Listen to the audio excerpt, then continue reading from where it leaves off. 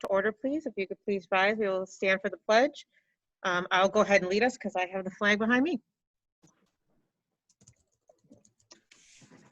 I pledge allegiance to the flag of the United States of America and to the republic for which it stands, one nation, under God, indivisible, with liberty and justice for all. Right, thank you, everyone. Could we do roll then, Suzette? Mr. Schultz.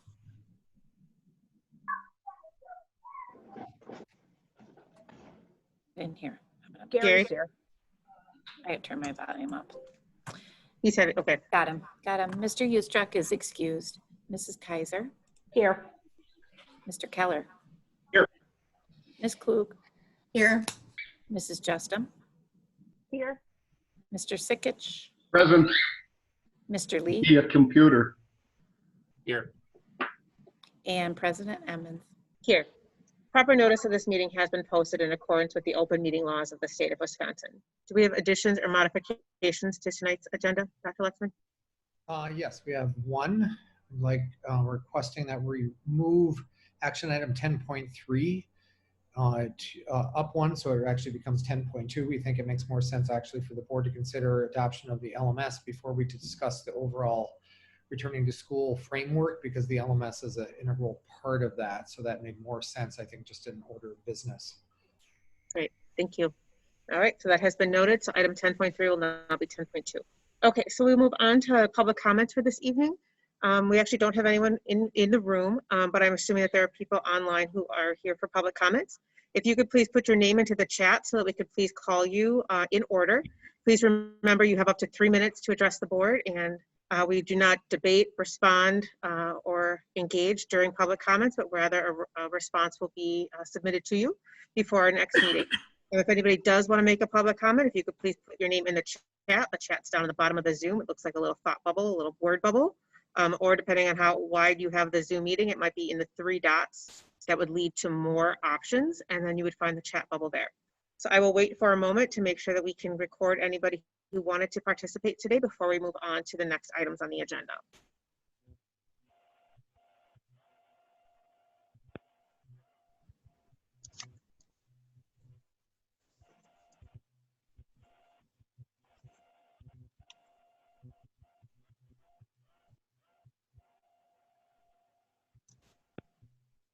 Okay, we do not have anybody recording their public or their desire for public comment.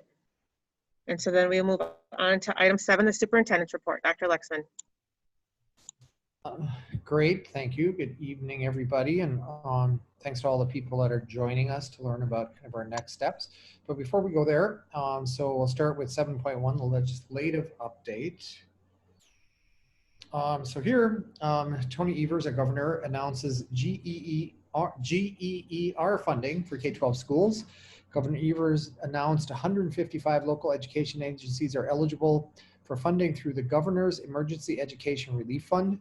The eligibility criteria for schools most significantly impacted by COVID-19 was based on economic disadvantage, access to personal computing devices, access to the internet, and student score on the English language arts assessment. The West Allis West Milwaukee School District is slated to receive almost $1.2 million from that funding. At the same time, the governor has announced additional agency budget cuts. So Governor Evers has directed the Department of Administration to work with the agencies to identify another $250 million in cost savings for the 2020-2021 budget. The cuts are needed to offset the impact of COVID-19 on Wisconsin's economy.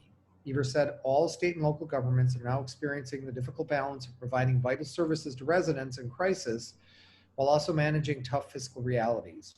While I am still hopeful that the federal government will adopt further bipartisan proposals to stabilize funding for state and local services, in the face of continued inaction and uncertainty, the unfortunate reality is that we must take these steps and make more significant cuts. So we don't know if that has any impact on schools at this time, so we'll be watching that. And then at the federal level, Senate GOP and the White House reached a deal on another coronavirus stimulus proposal. Senate Republicans and the White House agreed on a coronavirus stimulus proposal that includes $105 billion for schools and billions more for testing. The money for schools would be divided $70 billion for K-12, $30 billion for colleges and universities, $5 billion for governors to spend at their discretion, and lawmakers said. And the overall relief package proposal is expected to cost about $1 trillion. I just want to clarify, since we're talking about education funding here, the testing reference is around COVID-19 testing, not testing in schools. So just if anybody's wondering, I want to clarify that. And then we will go on to 7.2, district recognitions. So at Irving Elementary School, special education teacher Christina Martello worked with her students who participated in the Autism Society Affiliates of Wisconsin 15th Annual Essay Contest. Her class was selected as the second place winner in Division 1. They will receive a $75 Amazon gift card for the classroom. General Mitchell Elementary School, they've been awarded access to $115,791 from the Milwaukee Metropolitan Sewage District's Green Infrastructure Partnership Program. The school's green team of Ryan Johnson, Diana Dom, and Janet Murphy hope to add a school forest, bioswales, a wildlife prairie, and a patio in order to increase outdoor learning opportunities for students. And if this is successful, it's also going to make really great amenities for the neighbors. At Walker Elementary School, Walker was one of 10 public schools and 1 private academy that was recognized as the 2020 Wisconsin Promising Practices in Charter Education by the Wisconsin Character Education Partnership. Special thanks to Morgan Noster and Kristen Brownell that led staff development inspired by Thomas R. Hare's book, The Formative Five. Their Success Skills program helps students develop the core character traits of sportsmanship, self-control, embracing diversity, grit, empathy, and integrity. And in Recreation and Community Services, July is Park and Recreation Month, and this July, the National Park and Recreation Association is focusing on recognizing professionals in the field. We would like to acknowledge our Recreation and Community Services Department staff for the essential role their work and professions play in the health and well-being of our students, families, and community. A special recognition to Kathy Klein, Morgan Grove Family Center Director, for being recognized nationally by the National Park and Recreation Association for the ongoing work she is doing to ensure students and children continue to receive meals during the COVID-19 pandemic and continuing to stay connected with them. Kathy has been highlighted in their monthly national publication. And from Communication and Community Relations, special thanks to Jordan Pollard, Central High School Stage Manager, and Zach Beeksma, Nathan High School Stage Manager, and Guy Holling, Nathan High School Teacher, for preparing virtual graduation videos. They were also responsible for live streaming the event and provided snapshot videos following our senior salute commencement. So thanks to all of them that helped make this unique graduation really special. Marty? Yes. If I could please interrupt you just for a second. For people that are listening, I believe you said Wisconsin Promising Practice in Charter Education, but it's character education. Oh, sorry if I was reading too fast. Yes, in character education is that recognition. So thank you, Jeff. Sorry about that. No problem. And then we'll go on to 7.3, some updates. So first, a response to public comments during our meeting on July 13th. The comment, there's one comment again about exit interview data, in particular a focus on Hoover Elementary School. But so just a little more background here is that there's two steps to exit interviews. And again, we focus on employees, in particular teachers that are leaving us for reasons other than retirement, right? So teachers that are choosing other options for their career. And first there is a digital, so a survey, so a digital exit interview that all teachers are sent, so they can complete that. And one of the items they're asked to respond to is, would they like to have a face-to-face or in-person, well nowadays virtual meeting, and that is with our Director of Human Resources, Jeff Thompson. So that option is for a one-on-one conversation that's offered to all people taking that survey. And so a number of teachers have, and the question that gets asked among the teachers that have said, yes, I want the face-to-face or the contact with Jeff Thompson. So question, main reason for leaving West Allis West Milwaukee School District. Of the 7, 8, 9 that participated, pay scale had 4 as the main reason, childcare was 3, and lack of support 2, and then, sorry, it was 9, 10, 11. Job growth was 1 person, and a spouse relocation was 1 person. For the question, what did you like best about your job? Staff I worked with, 4. Support within the building, 3. And then 1 person said diversity, 1 said school community, and 1 said professional development. And then what did you like least about your job? Behaviors was 2 people, felt lack of value, 2 people, lack of support, 2 test focused, that was 1 person, and too many hats to wear was 1 person. And then recommendations for the district, pay was 2 people, employee mental health was 2 people, and 1 each, feedback for staff, serve kids, not adult issues, and equity across all buildings. And then Jeff has a note that I have multiple messages to call me back to 7 other former employees, that those are employees that indicated they wanted to participate in the face-to-face exit interview, and they haven't responded to follow-up messages just yet. And then on our facility planning front, in the midst of everything else that Steve Eichmann is doing, I think as good a job as you can imagine at this time to keep our facility planning process moving forward. And I just wanted to, use this opportunity to thank him. The administrative planning team, so that's the administrative team that is helping move the planning process forward, is scheduled to meet August 10th, and that's in preparation for a board workshop, so that even as we work through some of these big things about returning to school, we're continuing some of the other work that we know is essential in our future. And then related to our returning to school plan, so we're going to discuss that in greater detail today. I want to take this opportunity to thank parents and employees that are on our returning to school committee, because they're contributing time during the summer months that they don't have to. So I want to make sure I publicly acknowledge them. But I also want to thank parents and employees that have been submitting questions and suggestions. And I've been receiving many of them. Board members have received many of them. And the questions and suggestions do help us think about multiple aspects of what we're considering.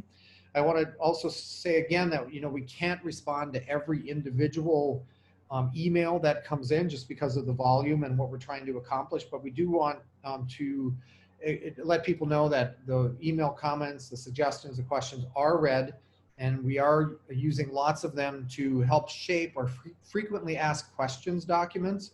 We released the first one for parents on Friday, and we're going to continue to evolve that one.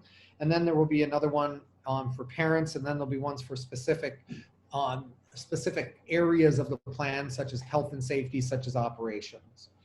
And so, in the end, what we're really working to do is find a plan that's thoughtful, that's balanced, that's reasonable, and we'll talk about a little bit more of the detail of that later this evening.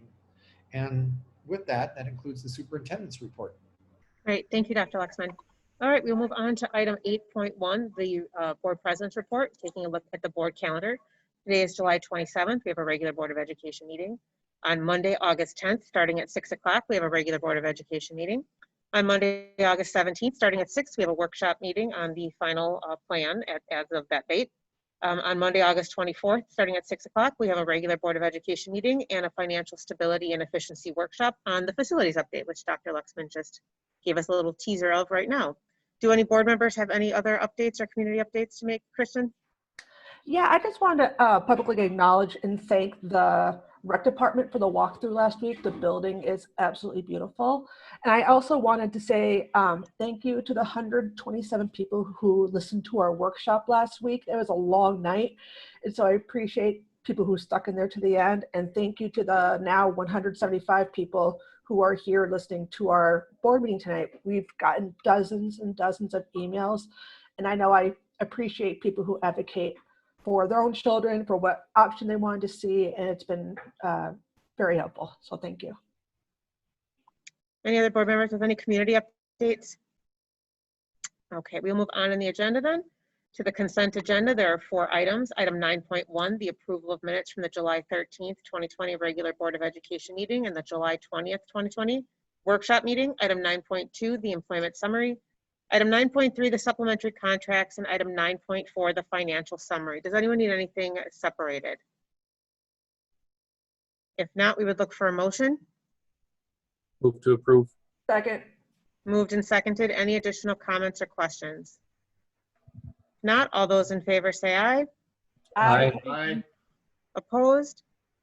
Great, that passes. Great. We move on to our action items for this evening. Item 10.1 is the first student transportation contract extension. Ms. Windler. Thank you very much. And I am going to try to share my screen here.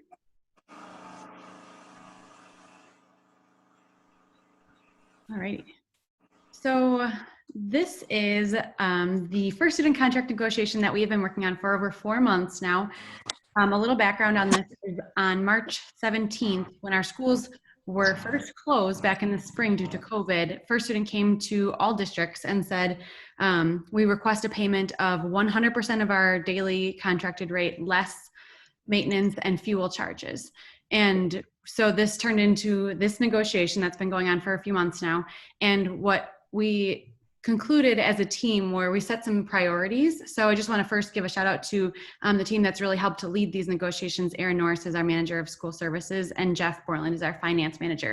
And the three of us have been working through this negotiation for some time now, and also our board finance committee. So we established these priorities in the early stages of our contract negotiations. And our priorities were that we were to secure student transportation for when classes resume, to pay out as little as possible for those non-service days in the spring of 1920. And if we did pay out for any days for those non-service days in the spring of 1920, to attempt to recover those costs over time through a contract extension. So we'll talk through what that looks like for us here. And then also to improve our position under the contract and avoid being held hostage in the future. So First Student really strong-armed us with the threat of cancellation, and that became a sticking point in this negotiation for us, because it is our priority to secure student transportation for our students. So First Student had, just to review on this one, we won't spend as much time going in depth in the negotiation, but just an overview was that First Student did have a negotiating position on some items that they were not willing to budge on. One of those items was what we refer to as a payment protection plan. So in order to cover their fixed costs, they are requiring in all of their agreements that the districts that they partner with pay an X percent regardless of if school is in person or not. They also, a part of their negotiation was rate increases. So they needed, if we were going to extend our contract, to make sure that the rate increases were sustainable on their end, and then also continued payments for 1920. So this was their request that districts that they were working with make a payment for those 1920 days that were where school was not in person. So with their needs in that negotiation, we did a lot of talking back and forth with First Student, and we also consulted our attorney, John Shore. We reviewed and put together a cost analysis of the different percentages that would make us over time, essentially make up the funds that we would have paid out in 1920. And where we landed was this negotiation that produced an agreement for the following items. So 20% payment for those non-service days in 1920, a 50% rather than 60% payment protection plan for non-service days moving forward, so beginning this school year and moving forward. Revised language for circumstances that we would apply to the payment protection plan, and increases of the following over the next 4 years: 2.5%, 4% increase, 4% increase, and a 3% increase. And then also revision to our termination clause to a minimum of 6 months. And this is a big one we'll talk through in just a minute here. But previously, our termination clause allowed either party to cancel with only 30 days notice. And it takes us at least 3 months to get up and running with the new bus company. So this was really important for us to not allow the bus company to kind of strong arm us into any sort of position that wasn't in our favor in the future. So we drafted in it once we came to this negotiation and both parties agreed. We came to a point where First Student was then able to draft the agreement, and our attorney reviewed it and confirmed the viability of the agreement. We also talked this through then at length with our board financial stability and efficiency committee, and also through a board workshop and a closed session in the last few weeks. So a couple of the significant pieces within this new agreement is the first one is the payment protection plan. So this is actually language straight from the contract that says for any days fewer than 174 during the school year that the district is in session, the district shall pay the contractor 50% of the daily contract rate in effect. And so there are some benefits to our district for having this language in our contract. And the first one is that it allows us to consider responding to COVID events and reducing transportation agreement conversations and considerations. At this point, it really allows us to make returning to school our priority. And that is a significant piece of our time right now. And this will really allow us to address that first and foremost at this time. It secures transportation for our West Dallas, West Milwaukee students when school resumes, and things move quickly here. So it says, should there be a closure? So we'll talk through in a few minutes what our recommendation is for the start of this school year. But this secures transportation for when students start moving back into the school buildings. It also meets first students' requirement for an agreement. And the payment protection plan actually is equal to or less than other districts in our area have in their current agreements as well. Another piece in the contract extension is new termination language. So I referenced this earlier. Our previous termination language allowed either party to cancel with only 30 days notice.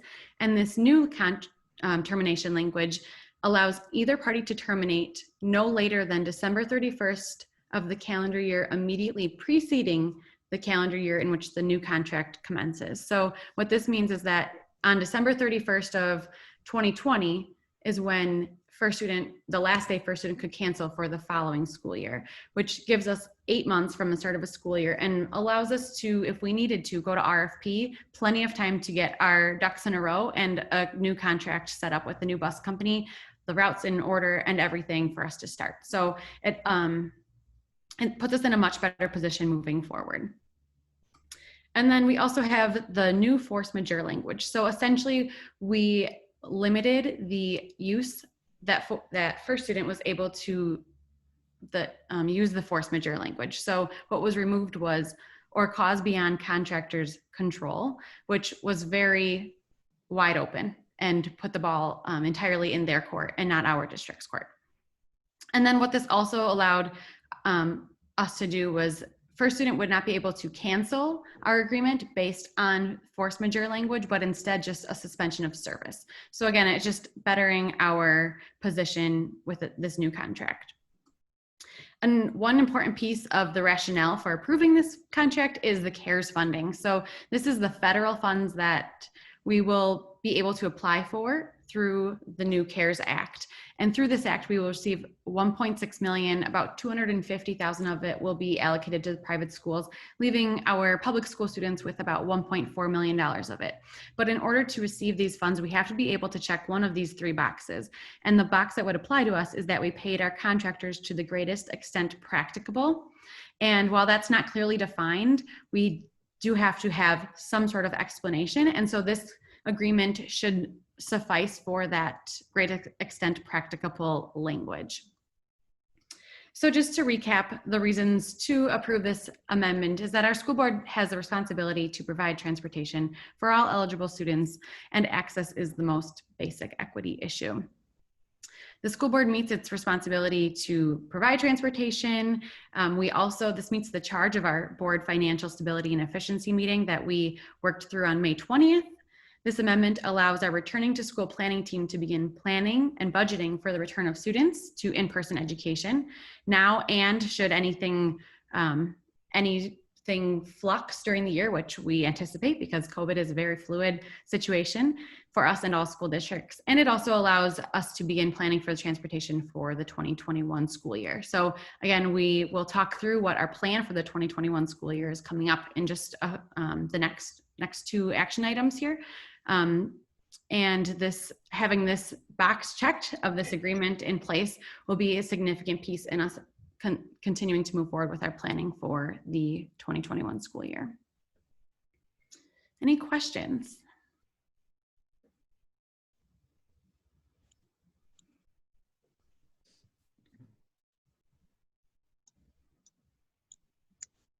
Trying to find all the board members. A lot of boxes and everybody else keeps popping up. I can't just get a hold of just board members. Any board members want to unmute if they have any questions? If not, we would look for a Oh, motion. can you hear me? Gary? Yep, Yep. go ahead. Yeah. So could you go back to the previous slide? I think I've asked you this before, Caitlin, with the stipulations there. So we haven't gotten any guidance yet from anybody about how we meet this. That's correct. I did join a business manager call, which was the southeastern Wisconsin. There are probably about 45 business managers on the call, and a lot of districts are in our boat where they paid some, and some of those districts have already responded to this exact question, and just with a couple sentences saying they made an agreement with their bus company, and the amount that they paid allowed them to best plan for the shortfalls in the possible shortfalls in the fall. So districts haven't been going into a lot of detail with this question, and I don't think, and this general consensus is that this isn't going to be a hang up, that we just have to be able to reply with a reasonable response. Okay. Do you imagine you'll go in the same type of language that the other districts are going with? Yeah, I was going to reach out and actually just see exactly what people have responded with, and then we'll put together, it'll be reviewed as a team, so it won't just be me submitting it. We'll make sure that we have our a well thought out response to this question. I think this is the most significant question in the application. Okay. All right. Thank you. Mm-hmm. Any other questions for Caitlin? If not, we'd look for a motion. Motion to approve. Second. Moved and seconded. Any additional comments or questions? Heather, will you be recusing? I can't hear you, but I see you nodding. Okay, Heather will be recusing from the vote. Okay, so we've had a motion and a second and no additional comments and questions. All those in favor say aye. Aye. Opposed? All right, that passes. Thank you very much. Thank you for going back and forth with all of that and getting all those answers and making sure that this was a really thorough process so that we can make a very educated decision. So appreciate all of that. All right, so we'll move on to the new item 10.2, the learning management system. Good evening, everyone. And so I have the learning management system coming forward for approval tonight. Based on some of the suggestions of board members, we did go and negotiate a 3-year contract with them, which was a significant savings to us to be able to pay that upfront and keep the contract with them for 3 years. And so we did go ahead and do that. The new contract is $108,000. Excuse me, let me just pull it up. $108,606.62 for the 3-year contract. And that includes, as I shared last week, the maximum amount of professional development that they allow so that we can get as many staff trained and as many supports in place for staff as possible with this contract. A couple of other questions I was asked to answer last week were translation. So it works with Google Translate very seamlessly to make sure we can translate into whichever languages we need it to. Google Translate is not perfect when it comes to translation, but it's pretty good. And so it keeps things pretty aligned. And then also, does it work well with our McGraw-Hill products of StudySync and Alex? And they actually have an app that connects right to that. So I confirmed that with both our Schoology rep and our McGraw-Hill rep to make sure that those were 2 pieces that communicate seamlessly with one another. So did any other board members have questions in addition to that for this week? So Deidre, before we go to board sorry. members, just out of a courtesy that, there may be members of the public or employees or teachers that weren't in the workshop. Could you please just do a little more background on what is the LMS and why do we think it's important as we return to school? Absolutely. Sorry about that. I've been talking about this LMS nonstop for about a week, so week and a half. And so I missed that one. I apologize. A learning management system is going to allow us to have all of the tools and resources for teachers, for students, and especially for families all in one place. So it works sort of like a landing page. The one that we've chosen to recommend tonight is Schoology. The reason that we had a group of teachers from all different grade levels and all different subject areas join us for a short discussion to decide between that and Canvas, which is pretty popular in our area. And the reasons that we're going forward to recommend Schoology were a couple of pretty key points. One, that it communicates directly with Google Classroom and with Seesaw. So we have teachers that have already built a lot of materials into Seesaw. It will translate those straight over without having to recreate a lot of things. And the same is true of Google Classroom. The other features we thought were really important is that it has a very pretty user-friendly setup for staff. And so it wasn't overly complicated, whereas Canvas had some reviews that it was pretty technical and it was much more difficult to navigate on the teacher end. And then a big driver for us was the parent communication. So it has one central location where parents can find all of the resources that they need for each child. That was something that came back in the staff survey and in the parent survey, that we needed a more centralized location. And so this is what allows us to do that, that all the classwork would be housed in one platform, and then it will have links to other things that teachers are using, but that it's all in one place. And with Schoology, parents actually get their own login. It has some really nice tutorial videos so parents can really understand how to navigate the platform with ease. And that way your third grader and your seventh grader and your 12th grader will all be working off of the same thing, versus right now, which as a family, you might be moving in and out of multiple platforms and multiple things, depending on the grade level and the school. So we wanted to centralize that and put that all in one place. And then it allows us to also just have those places to house learning. We want much of the learning this fall to be synchronous, meaning the students are logging in when the class is in session, but we also know that we have a large number of students for whom that's not possible for one reason or another. And so during those times, we would also record new learning and new opportunities for students to learn or upload videos, and those can all be housed in the one location within the platform. So we're hoping it's a little bit more of a streamlined way to meet our students' needs and our families' needs, and especially our staff needs as we go into fall. Deidre, real quick, could you talk to just for a second about how this isn't just a platform that supports virtual learning or remote learning, but how this can be utilized and will be utilized in all facets and not just one type of learning? Yep, sure. And so the idea would be that we're framing a majority of the learning through the platform. And that means that when students are in classes, there's resources in there that they might be using in small group instruction. There are resources in there that you might be using during project planning or other tools. So there's resources housed in the one location, just like they might be housed in Google Classroom historically, for students when we're in in-person learning. Then there's also that same opportunity for somebody to be connected to the platform if they were doing the distance learning option or if they were doing the virtual learning option. And by housing the majority of the learning and the instruction and all of that in one space, it allows a lot of flexibility for learning to continue, whether students are in person, if we have an occasional shutdown, if we have some of the needs that we're going to have to be really flexible with the learning as we go from, in person and back and forth, depending on what the health metrics and the suggestions in our area are. And even when students are in school full-time across the board, this is still a tool that parents can access at home. They'll be able to have that connection to their classrooms, to their students, to their learning. So it has multiple ongoing uses as well.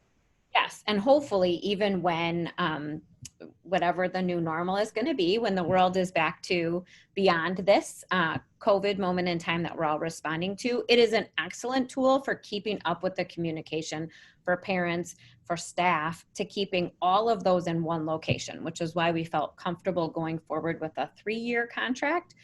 Hopefully that this COVID that we're responding to right now won't be going on for 3 more years, but that way we have a tool that for parents and for students is regular and predictable and flexible to meet needs. Great, thank you, Deidre. Any questions for the team?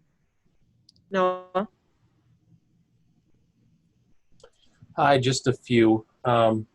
First and foremost, budget-wise, I know what the budget looked like before. Maybe Caitlin's better to discuss this, but how do we fit this in?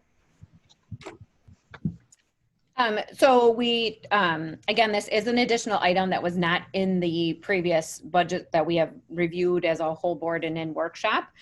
So part of that could be the additional dollars that we are slated to receive from the state can be used for items like this. Part of that could be part of the allocation from our CARES Act funding. Over the long term, as we continue, if we decided to continue with it, you can use some Title IV dollars for LMS monies and things like that. So if we wanted to continue it for the long term, we could reallocate some of those monies to paying for the LMS. I don't know if you want to add anything to that, Caitlin. Nope, I don't really have anything to add except when we talked last time that it was the prelim budget, and we know preliminary budgets are in flux and they're like Jello, so destined to change. And we are still working through our staffing for next year, and we know there are a lot of additional costs, but definitely things will change from the most recent budget that we looked at. So this will be another item that we work through, stick in there, and figure out how we can make it work. Okay, I was just wondering if there was a plan based on some other funds that might be coming in. For the PD that's listed on the quote, it's 26 hours, and you said that's the maximum that is allowed. Is that 26 people? Is it like one person per hour, or can you have as many people as you want in there for each amount of PD that is there? That's a good question, Noah. So it means a cohort of 5 groups that can be all trained with them. So I don't know if they simultaneously train. Those are some details that we'll work out next with the trainers. But the idea there would be that there would be 5 cohorts of teachers who could be initially trained and then add more training into that. The rep felt very confident that that was going to be enough to meet the needs of our teachers, but if it's not, then we'll just work with them to say we need to add additional hours or additional training to it. It's changed quite a bit from what they historically have done because now their training is also all virtual. So they've been able to condense some of it and shift some of it around to meet the needs of where we are right now. Okay, so are we looking at a train-the-trainer situation then? I presume cohorts, not every teacher that would need to know this, but you're going to be teaching or letting the, teacher leadership to learn this, so then they would be able to train other people in their buildings or departments. Is that what I'm understanding? That's correct. Yep. So that's how it would be set up, especially given the timeline that we have to ensure that there's a resource at each school site who's trained, as well as they have our staff is really technologically savvy, and they have a lot of webinars and self-paced training that a teacher could use as well. And I watched several of those this week and felt really confident that I think a lot of our teachers are going to be able to do just fine with what's available right now, just with some of those webinars. We have the advantage of that is that we have a very technologically savvy group. And so we'll provide the supports as needed, but again, I would not anticipate we'll have a lot of teachers that struggle to set it up. Okay, I just would encourage any teachers that do have trouble to definitely let us know, because or let you know, so that we would be able to help, because obviously getting this is only useful if people can use it and use it as efficiently as they can. So yeah, I think we'll have a better idea of that after we get some feedback after the first training. And so if that needed to be expanded, then we do have a little bit of money available in Title II, which can be used for professional development. So if we needed to go back and add some additional PD based on the feedback after the first couple of sessions, we'd be able to do that. okay. And then the last question I had is kind of related to that. I presume our presumed enrollment for students. If we have to add, is there ability to add more subscriptions if we need to? And would it be at the same rate? Like, does the contract cover that? Yes, it would be at the same rate. And so we gave her obviously our projected enrollment. And so she based the quote off of that, but just like the rest of our quotes, so there's a license, you can go up a little bit, and there's usually a little wiggle room to go down a little bit, not much. So we tried to do as close to the estimate as we can to make sure we're not paying for things that we don't end up being able to use, but yes. Okay, thank you. You're welcome. Gary, did you have questions too? Yeah, just a couple questions. First, do you have any a timeline or target dates as when the trainings are going to occur for the trainers and then training the teachers? We are going to set dates. She can't set dates aside for us until we agree to purchase and we have the signed agreement back to Jennifer, our rep. And so She is anxiously awaiting it, hopefully, in her words, this evening, so that she can get back to me by tomorrow with some dates. The hope would be that we're able to offer a bunch of dates flexibly over the next couple of weeks for teachers that would like to get started sooner. And then as well as make sure that during that teacher prep week that we have time set aside for teachers to not only learn how to use it, but also some time to plan to make sure that they are getting what they need into the platform. Okay. And then as far as instruction to students and families using the platform, are there any readily available, or are we going to be producing those? No, there's some really, really good, thanks for asking that, Gary. There's some really, really good parent videos in particular. And then on the student side, I saw the videos. I did not watch all the student videos, but the parent videos in particular I watched to make sure I felt like it was something that was going to meet the needs of our families, and they were very good. And so they have all of those materials already produced for us.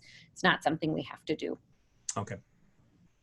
That'll expedite the process as well. Mm-hmm. Yes, I do not have a ton of time right now to be making videos like that. So yeah. Really? Are you sure? It's helpful. Christine, I could try. Yeah.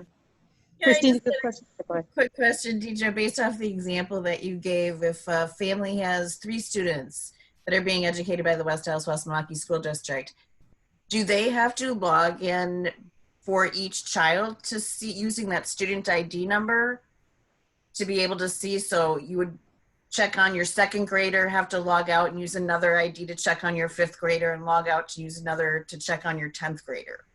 That is a really good question. And to be honest, I am not 100% sure. So I can ask that question.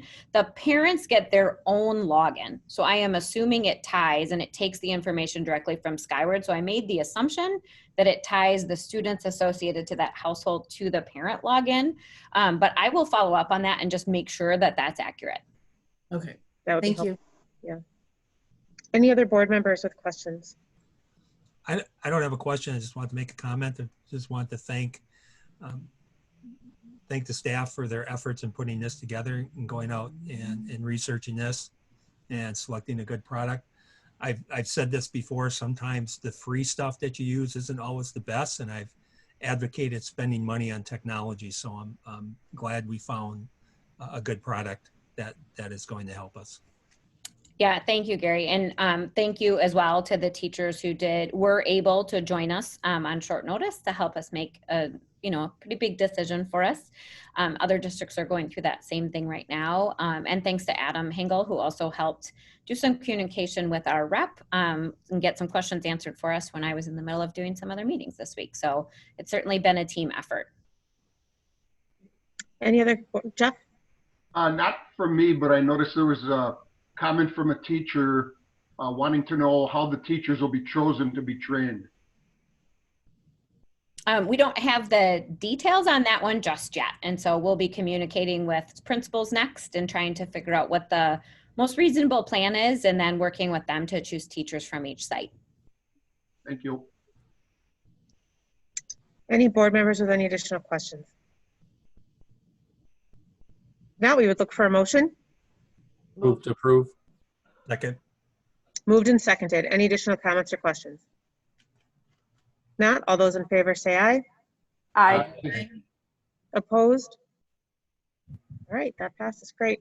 Okay, so we will move on to item 10.3, the consideration of the returning to school plan. Just as a quick reminder too, board members, we will be taking questions at the end to make sure we can get through the presentation and see where we can, if some of the questions are asked or answered during the presentation. But just also as a reminder that because we are in active session, we can't and don't take questions during the presentation, during the board meeting. That was during public comments. So just as a reminder that the questions will be coming from the board members.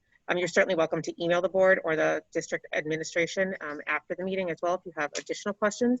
But just as a reminder, just so we don't get too off topic here today. So Dr. Lexman, I'll turn over the presentation to you. Great, thank you. I'm going to share my screen and pull up the presentation.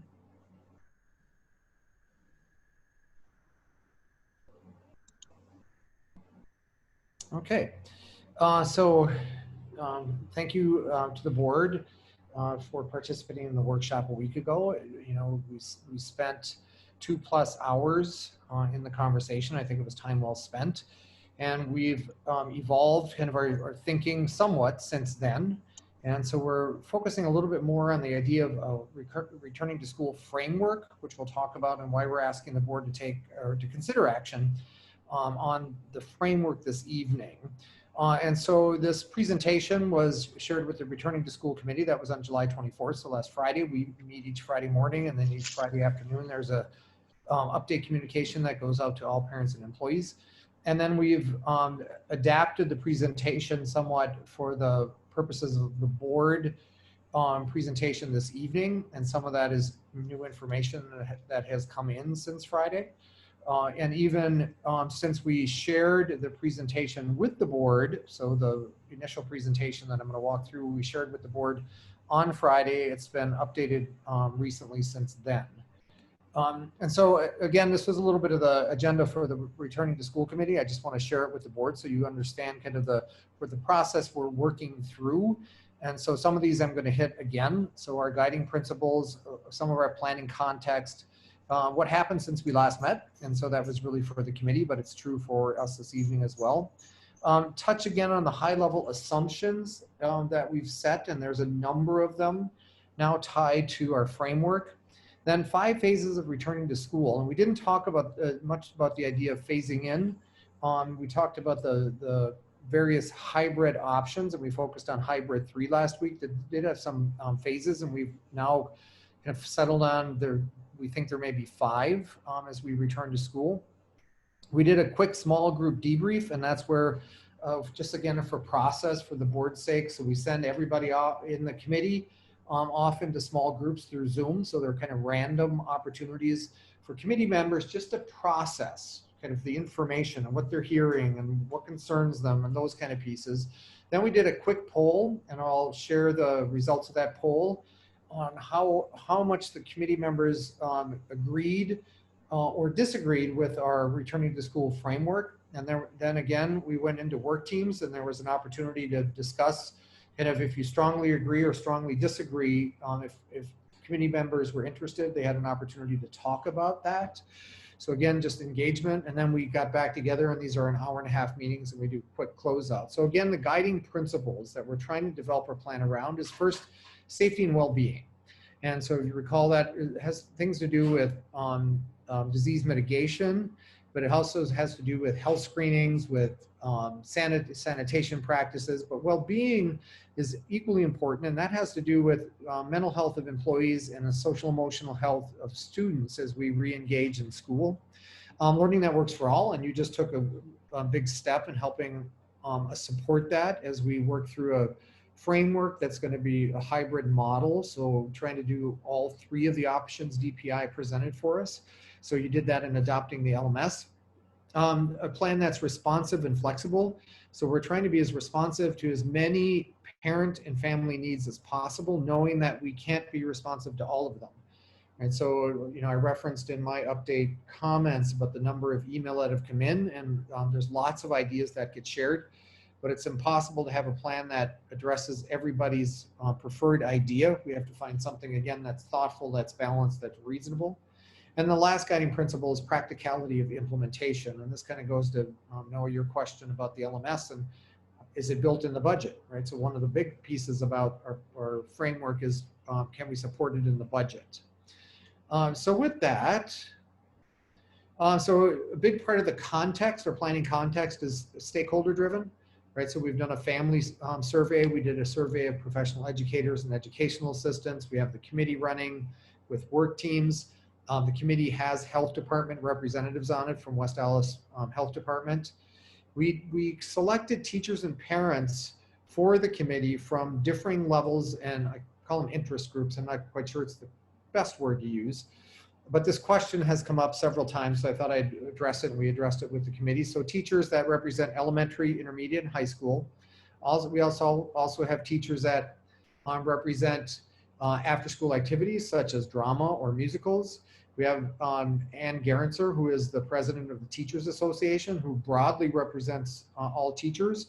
And then teachers that may have experience with teaching students with special needs. So that's the kind of the interest group piece. And again, with parents, We have parents that represent all 3 grade levels, and one of the parents we selected because she actually has a student in an elementary school, in an intermediate school, and in a high school. So she has really interesting perspectives to share. Again, with the guiding principles that are help guide the work, and then right now we're requesting that parents sign up for one of the 3 options. And I know the board and many of the people maybe that are in the meeting today saw the survey we put out, and then we followed it up with a frequently asked questions as questions came pouring in, which we anticipated. And so we're trying now to catch up, and it's a fascinating dilemma because parents need answers to their questions to pick one of the options, but we need the selections to answer the parents' questions. So it's just a space that we're going to have to live in as we work through what school will look like. And again, this is planning together. So we've engaged with the West Allis Department of Health, which also covers West Milwaukee, and the city of Greenfield. And then guidance from the Centers for Disease Control. And there's been some new guidance recently. And then our own Wisconsin Department of Public Instruction and Health Services. So what happened since we last met? So we had a workshop with the school board, and then we had a meeting with the West Allis and Greenfield health departments, and we talked about what music should look like, physical education, what health metrics we should be considering as we move through different phases of our proposed framework, what face covering requirements there should be. And often we shorthand that by saying masks, but it's really broader because there are clear face coverings that are important in some instructional spaces. The piece around mandatory testing or symptom screening, and then athletics. And we don't have all the answers for all of these yet, but there's quite a bit that's been built into the assumptions now. And then of course we launched the selection survey for parents. Well, that's odd that it jumped into the wrong place. I'll have to go back to it. Assumptions in our returning to school framework. So we started with hybrid model 3, if you recall last week at the workshop, and that was supported by 97% of the returning to school committee. But also noted that 63% of the committee supported starting virtual only. And if you're following kind of media coverage of different school districts, Racine recently announced that they're starting virtual only, and they've said for an entire quarter. Our proposal is a little different. Shorewood is also starting virtual only, as I think everybody knows, Milwaukee Public School. We're also proposing that we would start September 8th. This gives us an additional 4 days. That is the week of Labor Day is that Monday. So it gives us an additional 4 days with teachers in particular, training on the LMS and trying to manage, if the board supports the framework, trying to manage for secondary teachers. Kids at some point will be in person and virtual. And it's also to do training on the new health protocols and isolation protocols that we'll need to have in place. One of the interesting little things is we don't know if there'll be a waiver of instructional hours for the year. So will we have to make up these 4 days? That's a bit of a known, but the consensus assumption among superintendents is that is very likely. But we do have 2 snow days built in. We have professional development days built in. If we need to turn those into school days, that's an opportunity. But what is also very interesting with an LMS, and Deidre, we didn't talk about this, but it is an opportunity for if we have to cancel school because of inclement weather, school can continue. We don't actually have to make up the snow days. And that's already been approved by a district this past winter where they had a continuation plan and DPI supported that. Another assumption is recreation and community services. They're planning kind of day camp opportunities during this week of the 4 days during that first week of September. One of the assumptions is that we'll use consistent public health metrics to move into and out of phases of the plan. Now these are to be determined, but that graph that popped up, and I don't know quite why it ended up there, but we'll have to bounce around a little bit. With some of the health metrics that are being shared at this point, but they were meeting, and they may be meeting right now, regional health departments to help establish consistent metrics across our region. And then an assumption is that we'll use a learning management system that the board just approved. Additional assumptions, students new to their schools will have an in-person orientation experience. Now this will be with social distancing and scheduled in small groups. But students that are brand new to us, maybe a family that just moved in and they have a young one in 3rd grade and a young one in 6th. So they'll have an experience in school, but also all 6th graders and all 9th graders, new 6th graders and 9th graders. And I think I talked about this last week, the idea of some of the rituals of schooling, which I find really appealing in the work.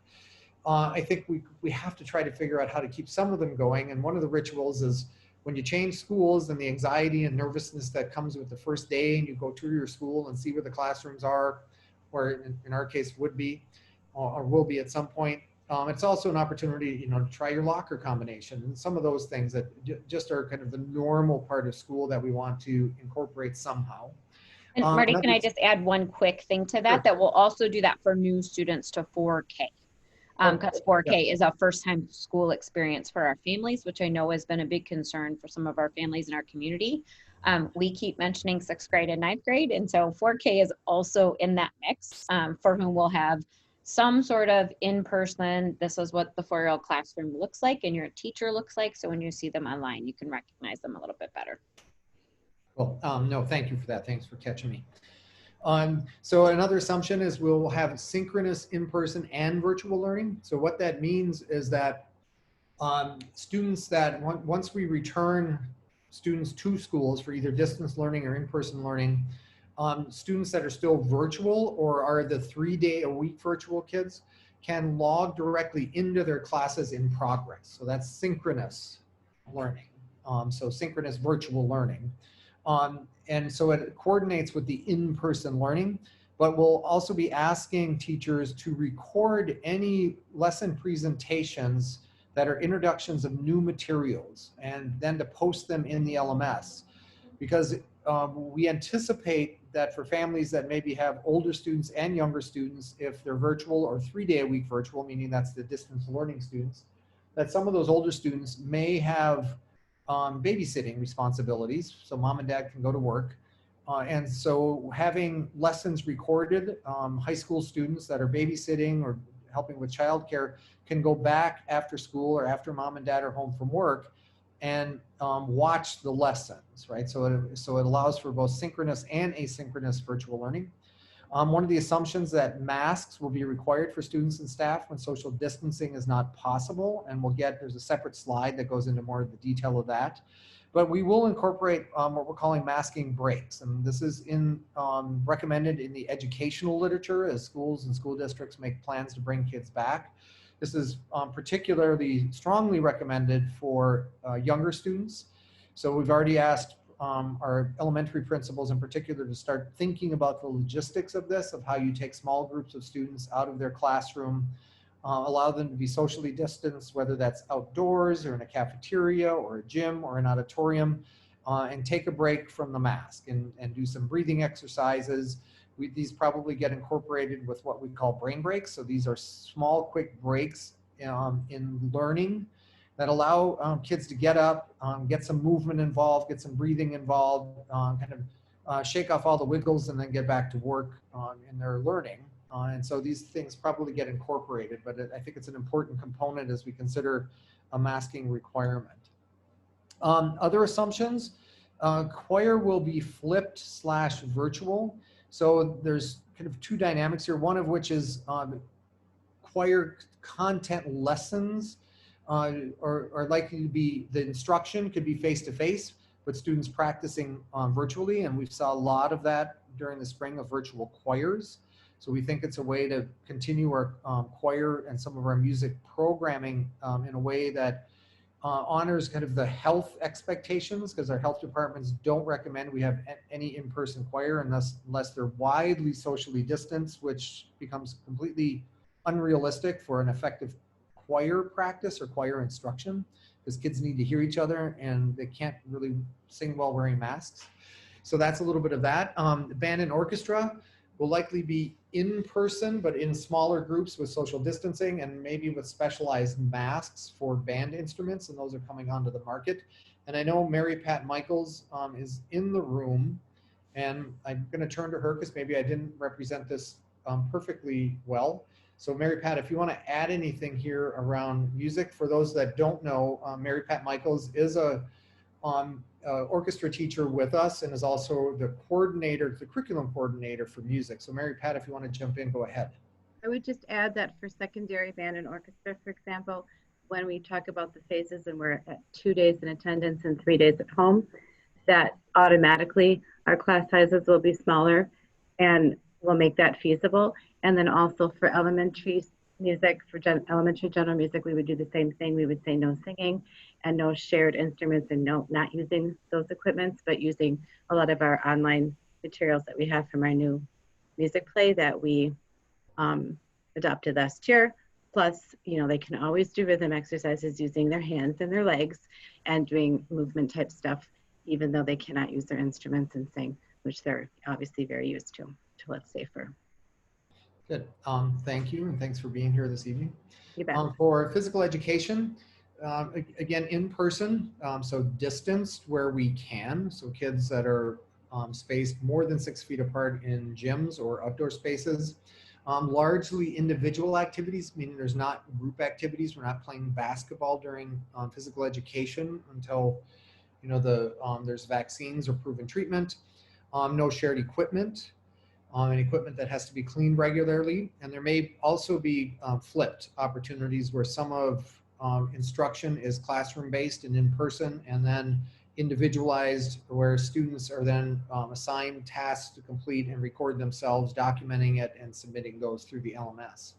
Another assumption, there will also be department and grade level meetings across our district to plan for specifics at each level. And we think that's important to note here, because it's impossible for us to address in detail everything that needs to be considered in a framework, or even as we try to write a more complete plan. I think we want to stay at the framework level, because I think it's really important that the board and our district level administration, with the input of the committee, establishes a framework. And then there's lots of engagement with departments and grade levels to really flesh out, so what does that really mean? And teachers are going to be very much involved in that decision making. And Deidre, here that's a part of your work team. So I don't know if you want to add anything more to that.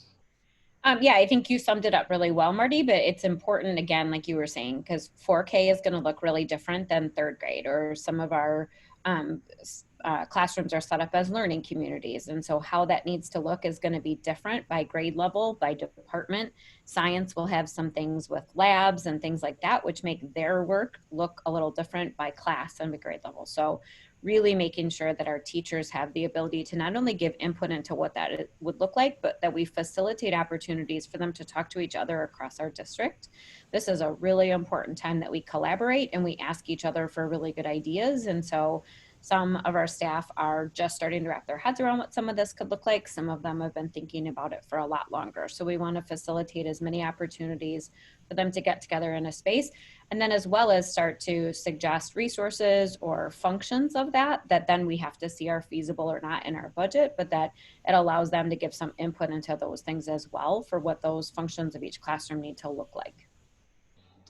Good, thank you. And then into athletics, and I didn't see if Justin Marion was in the meeting. He is typically attends our board meetings. You did see him? Okay. So Justin, I'm sorry I didn't get to you today. So now I'm putting you on the spot as a surprise. So if you want to jump in after I finish this part, at least Mary Pat anyway is going to ask her to come in. But athletics, both just for the board's sake, both Mary Pat and Justin were in the meeting with the health departments on Tuesday, this past Tuesday, or last week Tuesday. So right now, athletics, I think, you know, everybody saw WIAA that is moving ahead with some fall sports on a little bit of a different schedule. And Justin, you can jump into some detail there. But right now, we're anticipating we're aligning with WIAA, but this is subject to local health department orders if there is an outbreak and we need to close things. You brought yours already. And also, we're waiting for guidance from our various athletic conferences. And remember, we have I see that. I didn't. We have 2 conferences. So if we're getting some conversation coming through this, so if everybody in the meeting can make sure you keep your microphone muted, that would help us. And so athletic conferences have the opportunity to make decisions about whether or not they're going to go forward as WIAA, consistent with WIAA guidance, or change fall sports this spring. So some of those things are unknown. So Justin, if you want to jump in there and kind of add the detail that I missed, that would help. Yeah, so the WI update from last week was essentially the low risk sports would start August 17th. For 2 of those, they would be a slight delay of a week. For the other 2 sports, they would be starting on time. So those low risk sports would be girls tennis, girls golf, cross country, boys and girls cross country. And then the high risk sports are delayed till September 7th, football, soccer, and boys and girls volleyball. For some of those are significant delays. All of our sports would have started by August 17th in a normal calendar season. And then now, obviously, like football, for example, is delayed over a month for practices and then games. So this week, kind of we're working with the conferences on those conversations. The Woodland Conference, which West Dallas Central is in, has their athletic director meeting tomorrow. The Greater Metro Conference, which West Dallas Hale is in, has their Woodland or their Greater Metro AD meeting on Wednesday. So there's still more developments as all of this is just broke, but that's kind of where we're at this point, trying to sort through what it means for us as members of those conferences. Great. Thank you, Justin. That helps. So now we're going to talk through the phases, and what we're recommending here is that we start with phase 1 as all students are virtual only. And this would begin on Tuesday, September 8th, and it would run until health metrics are met. And so what those health metrics are going to be are still being worked on, as I mentioned. But we would, I think, start to look probably every 2 weeks about where we are in the health metrics, make an assessment, and then we would give the 2-week notice to parents that says, okay, we're going to be able to adjust and move to phase 2. So here's your 2-week notice. So if you're in that next phase, 2 weeks from now, you're going to be having a change for your students. As we phase through this, if the board supports all of this, the option would remain for families that want virtual learning throughout the 2021 school year. The only thing that may change that, if there were legislation or orders that said we were no longer allowed to offer virtual learning, if it's safe for all kids to come back to school. Our phasing and starting virtual only is supported by the West Dallas and Greenfield health departments. And Recreation and Community Services, they're exploring kind of child care support as we start virtual only. And we're sensitive to the fact that some families very much want and need to go back to work. Some parents and not having support for kids while they need to be in school becomes a barrier, and we want to be supportive of those families.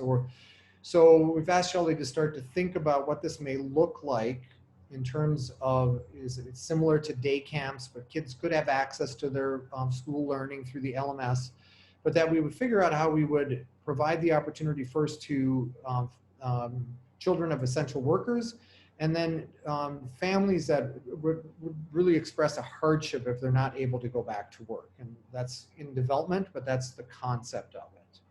So phase 2, again, so the health metrics are met, and we're able to move into phase 2. So this would be starting with the smallest number of kids that we can think about bringing back into buildings in person. So that would be 2 days elementary distance learning and identified students with special needs. So we start with elementary, and that's consistent with some of the survey data that parents shared, is that our elementary only parents were above 65% in their responses, meaning they wanted their students back in person learning.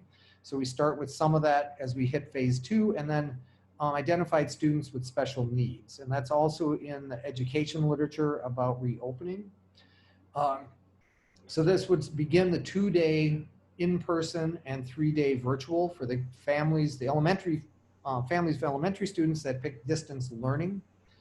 So Deidre, you may want to add a little bit more about the programming for some students with significant special education needs here. That is not going to be required.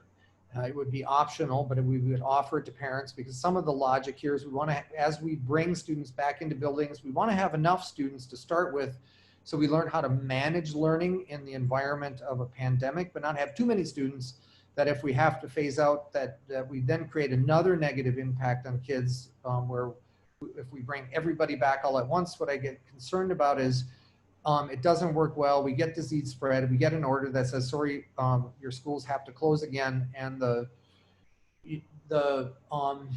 traumatic experiences for kids, the excitement of getting to come back to school, and 2 weeks later, you can't come back to school. We want to work, I think we want to work through this carefully as we reintroduce in-person learning. So Deidre, sorry, I kind of moved on from the second bullet there. So if you want to expand on that, please. Sure. And so that would be looking at the students who are in our restrictive placement. So students that spend a majority of their time in this next phase, in phase 2, in special education locations. And there's a couple of reasons to start with those students. Is it is more challenging to provide therapies and alternate services to those students in a virtual setting. And so our ability to look at how we're meeting FAPE of free and appropriate public education for those students is a little bit more challenging. We also know that many of the students in that population are immunocompromised, so their families may need to continue to choose an option to learn from home. That is also a population of students that have a more challenging time finding resources outside of school when school is not open, and the resources aren't as flexible to be able to provide care to those students in short term. And so we know it will mean needing to make some adjustments. Some of those classroom spaces would be difficult to physically distance within. We know it'll mean making some adjustments as far as support for staff and PPE, protective equipment, and all of those pieces, as there are some personal cares involved. But we want to be sure we're providing those resources to students, and the consistency of school, especially for students who fall in that category, for whom it's frequently very challenging the longer they're away from the consistency of their services to recoup the progress that they have made. So that would be where we would begin with some of the programming for students with special needs. Okay, thank you. Phase 3, we would then add 5 days elementary in-person learning. The logic here is, again, responding to the needs of elementary parents in particular, and parents that need to get either want or need to get back to work. It also allows us to, again, learn how to manage this within the student population where the science seems to indicate where there's less severe illness if students do have COVID-19, and there's less transmission among younger students. So this would be 5 days per week of in-person learning. We would then, we're looking to add additional elementary teacher planning days at the end of each quarter. And this may be a combination of moving where there are already 3 additional days for elementary teachers, planning work days in our current calendar. So it may mean moving around the professional development days and those 3 days in the calendar, and then adding some additional days if need be. And the rationale there is that for the parents of younger kids to have a more consistent, more predictable school schedule. So I know that for 8 weeks, we're going to follow a 5-day, or if there's a holiday, a 4-day week. So it's kind of known, and then that 1 week a quarter gets disrupted, and I have to figure out for 3 days or 2 days, whatever it turns out to be, how to make sure I have childcare. So then we have additional planning work time for elementary teachers.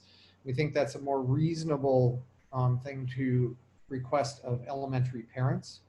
So in-person learning, the 2 days that was introduced in phase 2, that continues. What Deidre just described continues, sorry. And then the virtual only continues. So then, can I add one thing to that slide? Sorry, Marty. A couple of things. For any of the planning days that we add, that's really important for our elementary staff, as they will at this point in the plan be trying to manage some kids that are coming 2 days a week and some kids that are coming 5 days a week, as well as some virtual students. And so if we can't separate out all the virtual students into their own cohort or their own pod, so that's where, again, saying exactly what it's going to look like without having the survey, but the parents wanting to know what it's going to look like for the answer to the survey, again, becomes a bit more of a challenge. But also recreation is aware and will be aware of when those days are offered, so that they can continue to offer options for care as we add days into the calendar for families who are interested in that or need that, much like they do now when we have a professional development day or a planning day. Our recreation department offers camp and things like that in a safe way.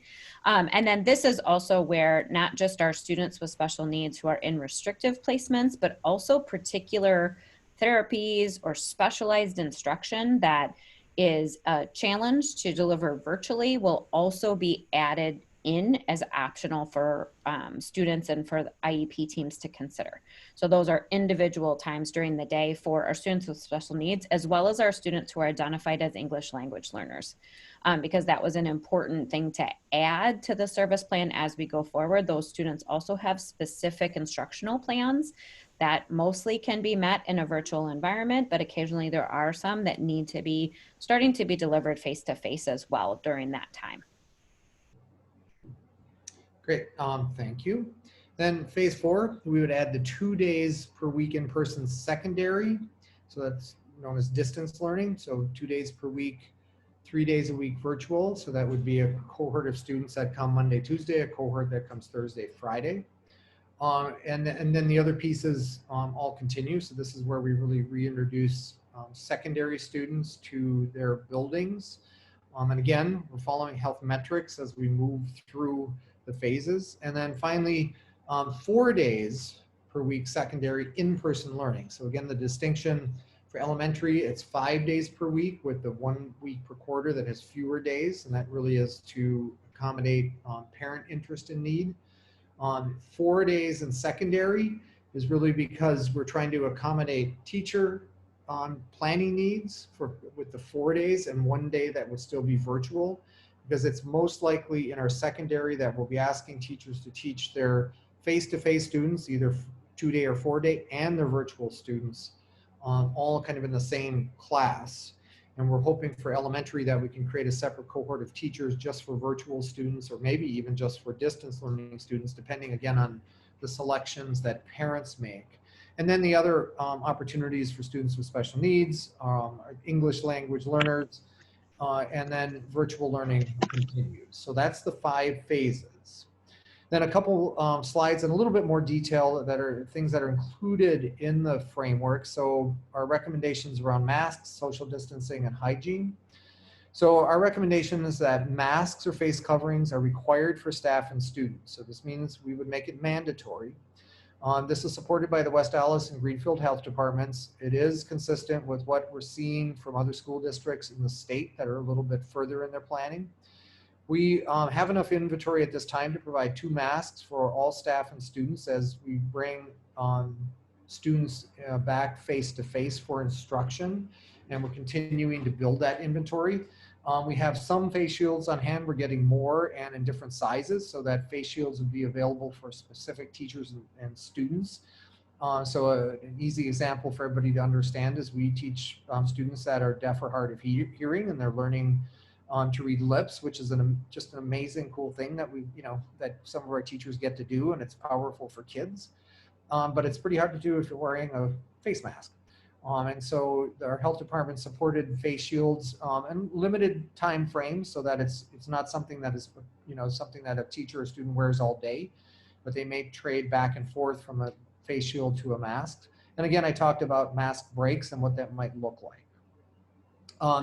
Social distancing, we're going to work on providing as much as possible, but it may be limited at times. And I just want to be really upfront and honest with everybody here.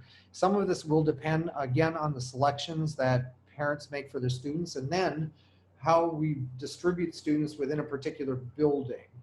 But the normal expectation is that we're going to try as much as possible to have students sitting 6 feet apart, keeping 6 feet apart in lines, keeping 6 feet apart as students, if they go to the cafeteria to get meals.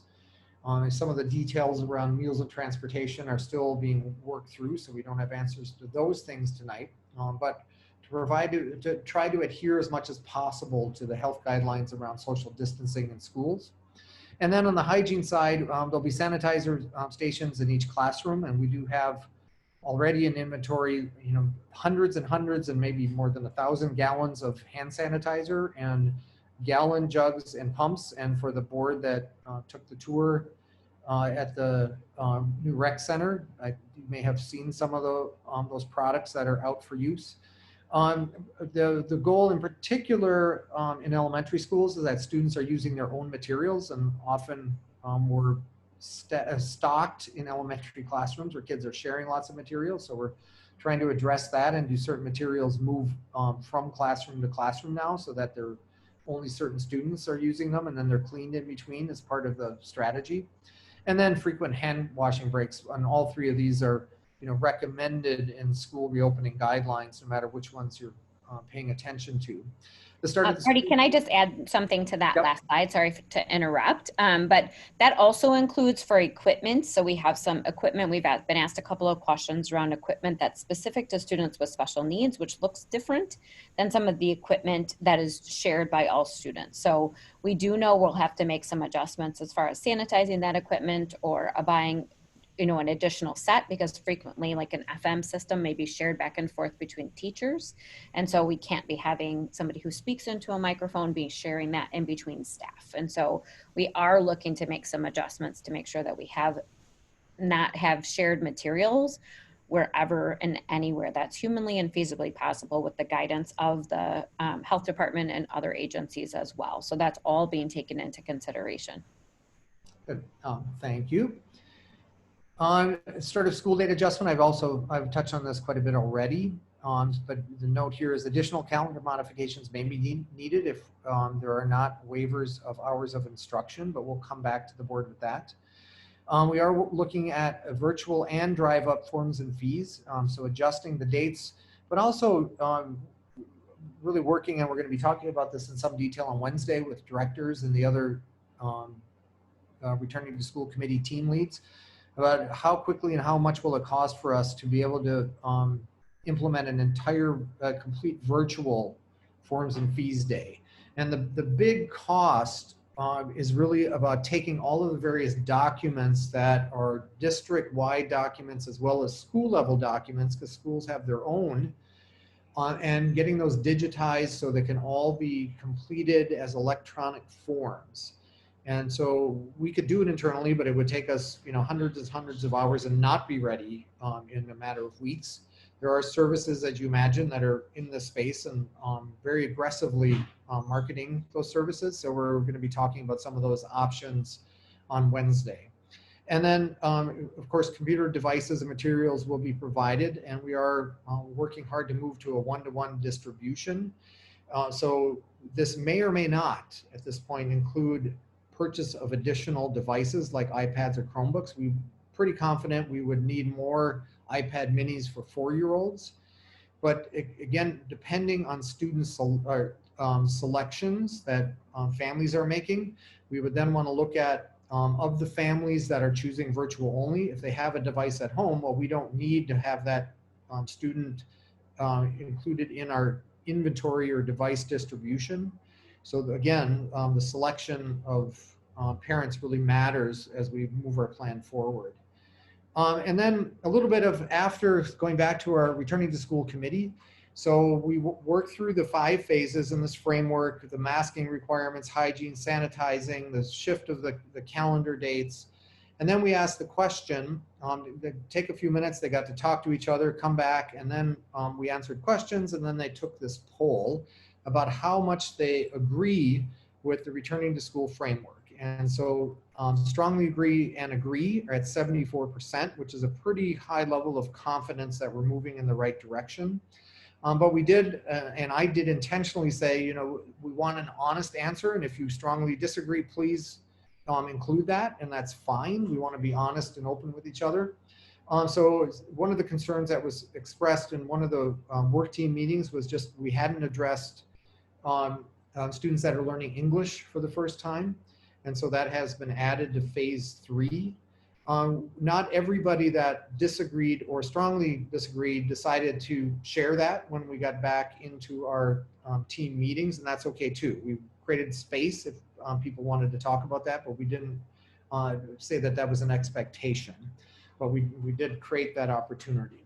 So that's kind of where we landed and why we're moving forward at this point. So what we're doing is supported by our health department, supported overwhelmingly by the committee, not universally, and we have to be honest about that. And so we're moving forward with the framework. So what we want to hang on a second now. I have to jump out of this and take a look at what happened to my health metric slides. Marty, while you're looking for that, would you mind clarifying for the group, how does the choice that the parent just recently made, or if they haven't yet made their choice, the choice they're about to make between those three, work within the framework?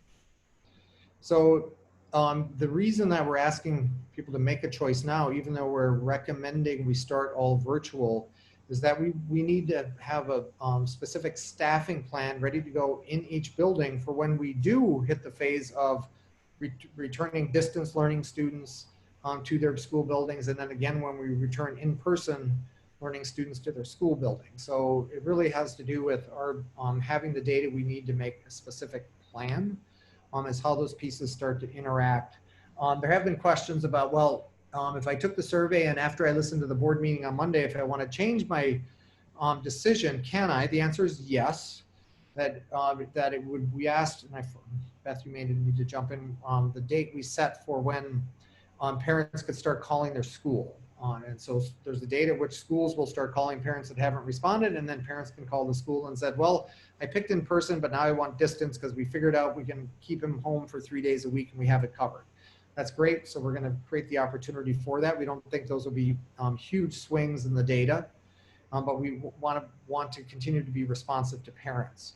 So a couple things that I'm not sure why the slides ended up where they did, but in the discussion around, you know, we've talked a lot about health metrics and that there's an effort to try to regionalize the metrics schools will use to determine if they're phasing in or if they have to go back a phase.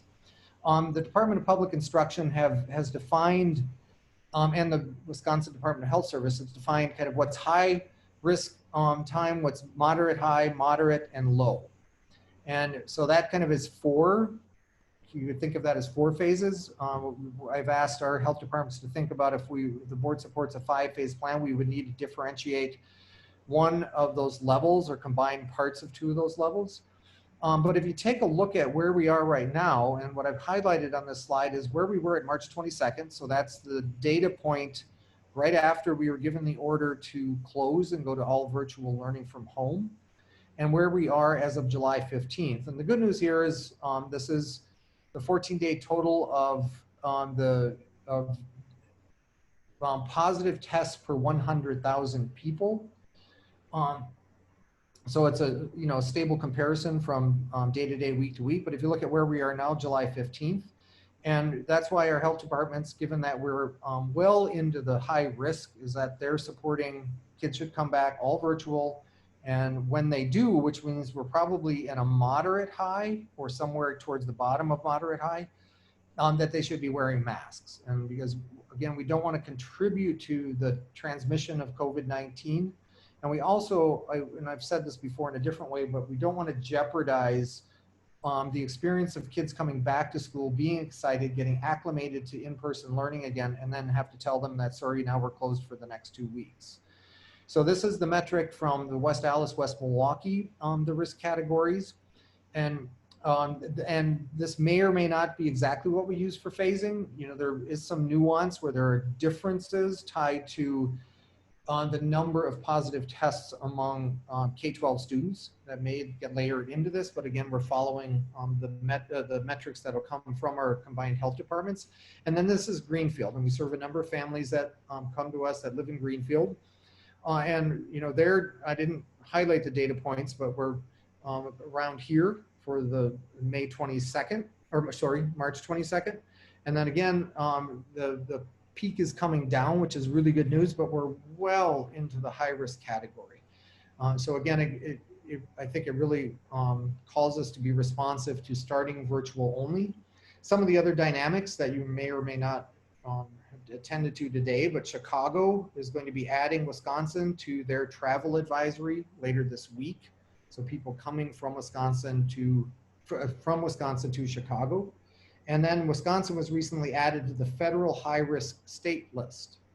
And so in terms of what's happening with the disease transmission and positive tests, we're not in good shape right now. And hopefully that changes quite a bit. And again, if what we're looking at in terms of metrics is that we're taking a look every 2 weeks. It may be that in the middle of August, that things have improved enough where we're actually going to be able to communicate to parents we're opening virtual and phase 2. And that would be a really good thing for us. But having a phased in plan, we think makes sense at this point. So with that, we'll go to board member Marty, questions and just discussion. before we get Sure. started with that, so again, I'll call on individual board members to unmute and to go ahead and question. But just as a reminder, I know I said it before the presentation started, but we are not able to engage or respond to questions that are coming through the chat during the presentation. You can certainly put them in there. They'll be noted, and we can certainly address them after the fact via email or via another method, or you're certainly welcome to email them to the board or to the administration. But just due to the public method of the meeting, we're not able to engage in those during the presentation itself. So Brian, I know you had a couple of questions. If you want to go ahead and go first. No, I see you. Yeah, thank you. So I know part of the issue, things obviously changed from our workshop last week to where we are now. And I'm assuming, and kind of help fill in the blanks here, that a lot of this is due to the fact that we don't really have a lot of data for school-age children. When this all started, we pretty quickly closed schools. So kids weren't really congregating together. They were more on lockdown and not with bigger groups of people. Whereas now we're starting to get some of that data, and we're starting to see more information that kind of raises some flags. I think even just recently today, Menominee Falls had canceled their Little League because they had kids that were congregating together, and coaches and kids were testing positive. So is that part of the rationale and part of those discussions with the health department and part of the reason for that shift? Yes. Yeah, you picked that up quite accurately, Brian. And part of what it was, Phil Ertl and Wauwatosa in particular was really requesting of the health departments to look at that data. Is that more revealing, or is that more important? I mean, like school age student health metric data, is that more helpful to us than the overall? We don't know, but part of the dynamic to balance here is it's not just kids in schools, right? There's lots of adults, and we have lots of adults that fall into high risk categories, meaning they're 60 and older. So it's that dynamic as well that we have to, I think, be responsive to as we consider how we open. But yes, you've hit the nail on the head right there, Brian. That's the main kind of reason for the shifts and kind of where we are right now. And kind of a follow-up to that too. And I know this happens other times. I have school-age kids. We'll have conversations. I've seen it before. Parents, for a variety of reasons, will oftentimes send their kids to school with some symptoms that appear to be minor. But I think with what we know about COVID, some of those minor symptoms could potentially be related to that. So I would imagine that's a concern as well, where you have those situations where parents might send a kid thinking it's something minor, but then you're possibly risking exposure to a bigger population. Correct. Right. So there's so many unknowns, and even our own little experience of having some athletic practices, right? We've had to take a pause on a positive test result and shut things down, and we've been learning how to respond to an employee's test positive this past week, and again, mini closures. Those are not all that disruptive right now, but if that becomes an entire classroom, an entire school, that's really disruptive, especially for the social emotional well-being of kids in particular. So trying to be responsive to all of those dynamics, I think, is why the phased in model we believe makes sense for us at this point. One more, then I'll hand it over to somebody else, at least for a while. We've heard feedback that going all virtual is going to be a hardship for some families where both parents work. And I know we've talked about some of those other options in terms of a day camp and providing those. Do we have an anticipation of how much of that need we're going to be able to meet, as well as how that ultimately will be determined, who will be able to take part in that and not? Will that be a lottery system, first come, first serve? What will that process look like? So that's not known yet. So that's a piece that Shelley Strasser, and that's the there's a work team that's focusing on those elements. And what we hope to accomplish, like I said earlier, is to first open the opportunity to essential work families, students that are in families that have essential workers, so families that have to continue to work and don't have the opportunity to work from home. And then, and this is, I think, more difficult to figure out, is families for whom not working is really an accumulating economic hardship, and how we would ask families to document that, submit. I don't know yet, but I think our intention with my saying that is correct. How we get there, I think we have to be really careful because it's sensitive information. And we want to be respectful of families that have that need, but also engage them in ways that respond to that need. And so that's kind of where we are at this point. Noah? Thank you.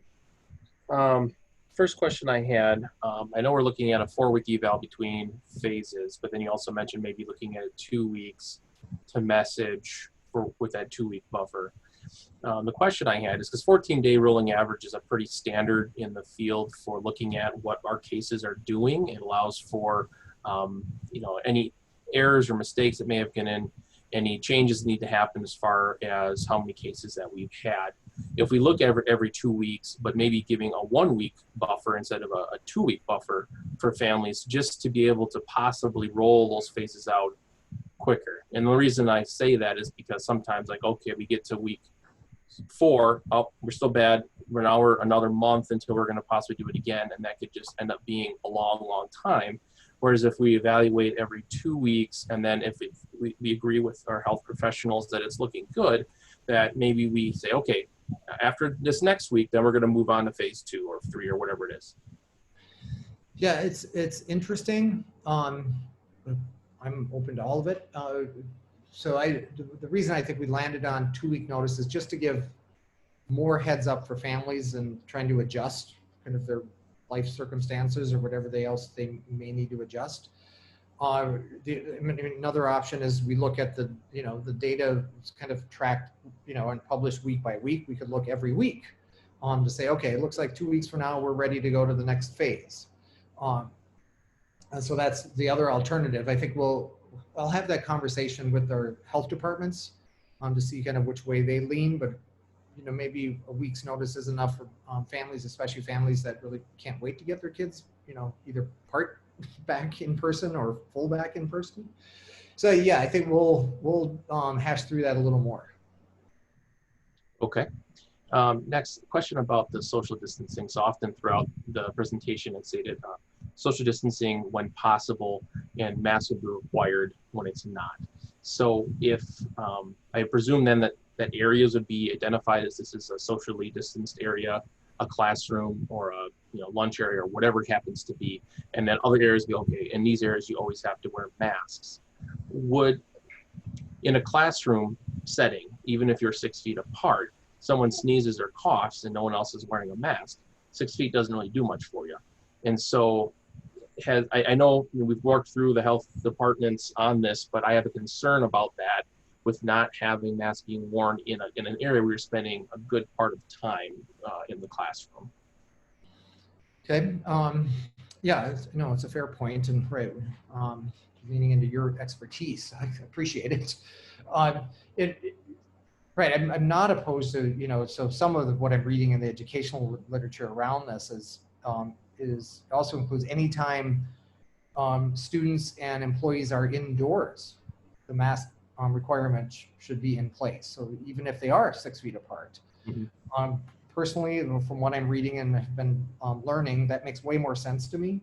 I think it's a little bit easier to implement in terms of, where do I wear a mask? For young ones, like if you're inside, you wear a mask. That's way easier to explain, unless you're on a planned mask break, right? So, especially as we start out, some of what, we're working, feverishly behind the scenes in some of these, knowing that, or assuming some of it that the board will approve.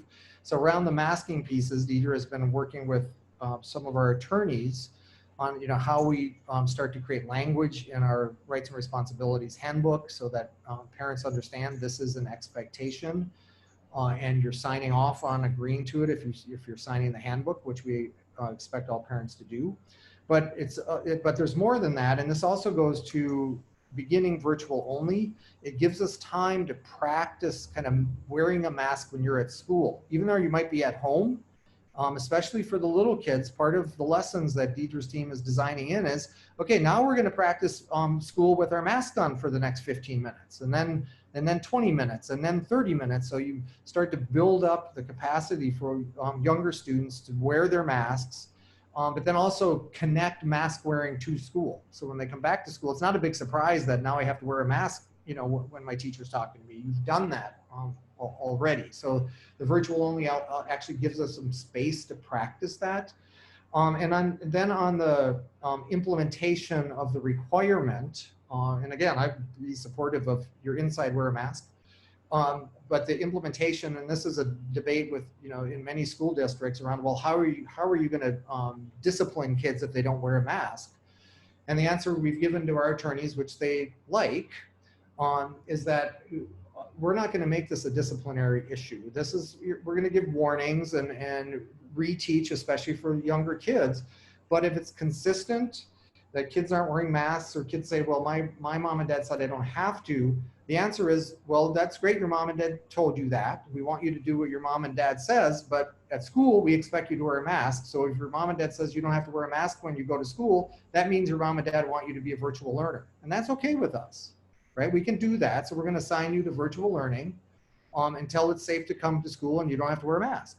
So that's really kind of our approach to it at this point. So you asked the question, I thought I'd put all that. It wasn't quite what you asked, but I thought I'd put it all in there while I had the opportunity.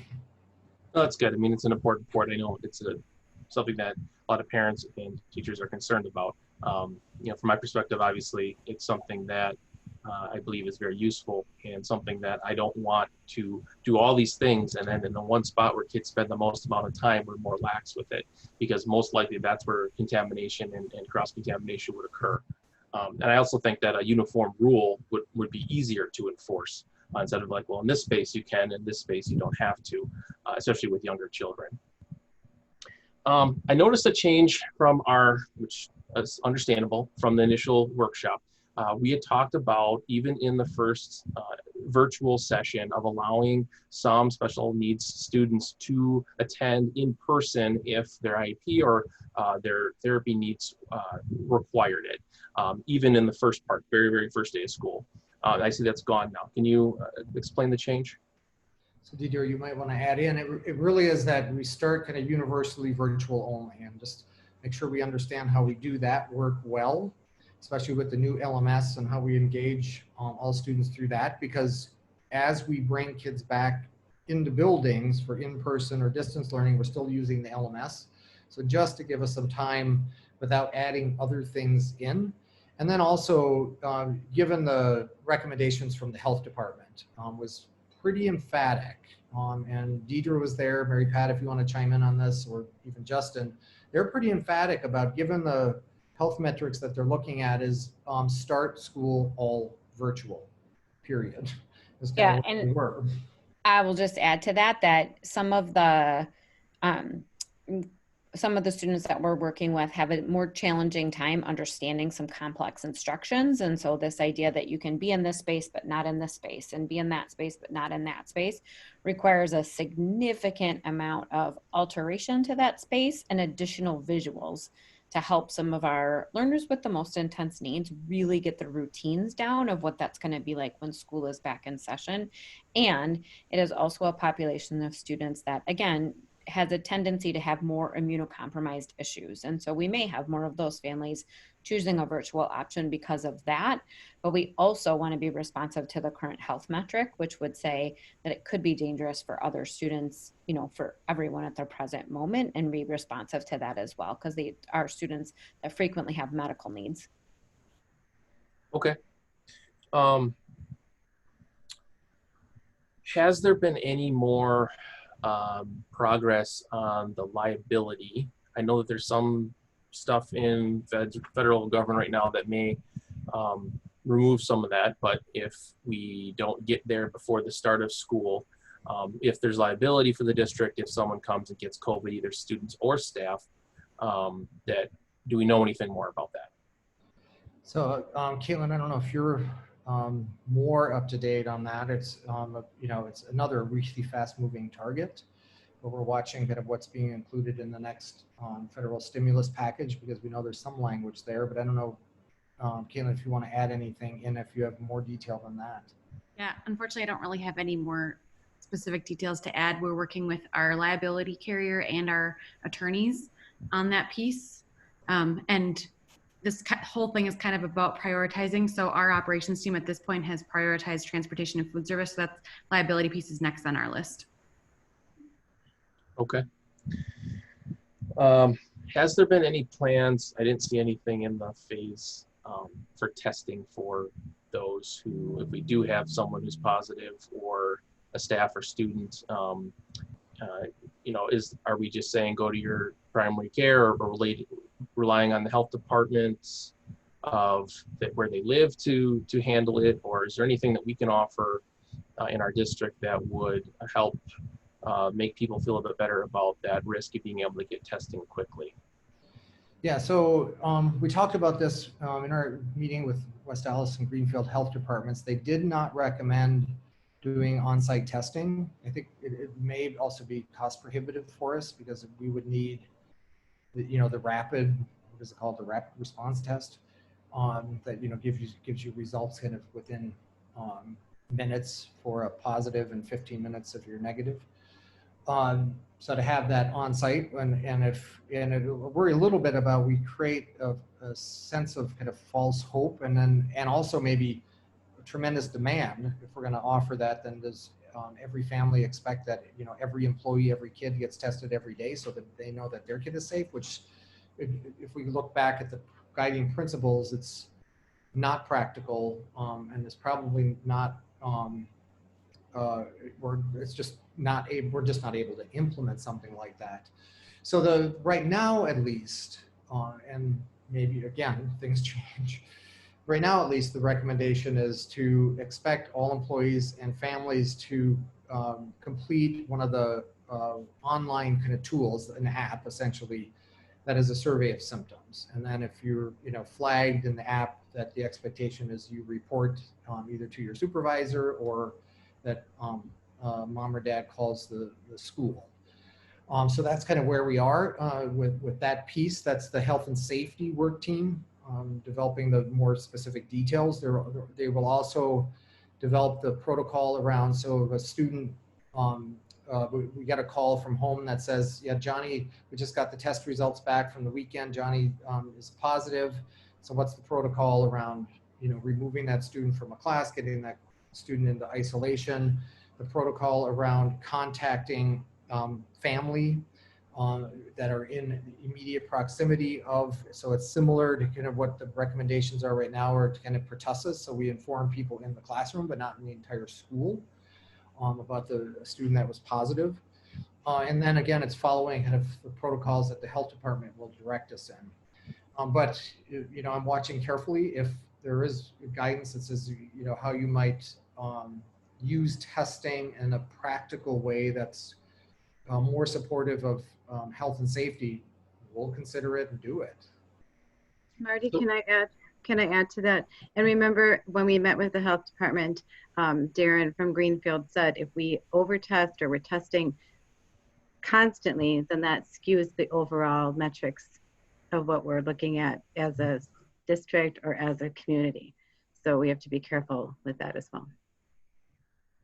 So, just for those who don't know, I work for the City of Milwaukee Health Department Laboratory.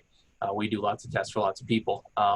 And this is a point of care test, meaning that at the point of time you take it, that's the time that we know if you're positive or not. What I'm really looking at is return to school, return to work, having protocols in place to say, okay, you were positive or you did have symptoms, but you had a test, and then that test now tells us that you are positive or you aren't positive anymore.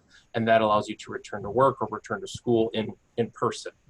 And so that's really what I'm focusing on, to try and limit how many of our teachers we're losing because they're outside of the classroom now, or how many of our students are forced to virtual learning based on symptoms, which, you know, admittedly are a lot like a lot of other things.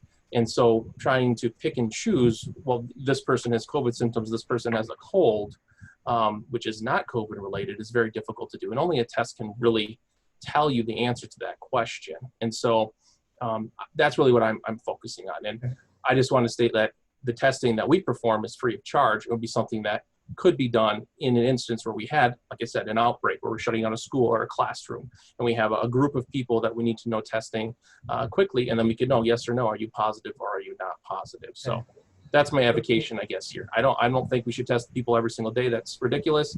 It's really when you're having symptoms or you're saying you're quarantined now. For how long? Like, when can I come back? What is the criteria for me to come back?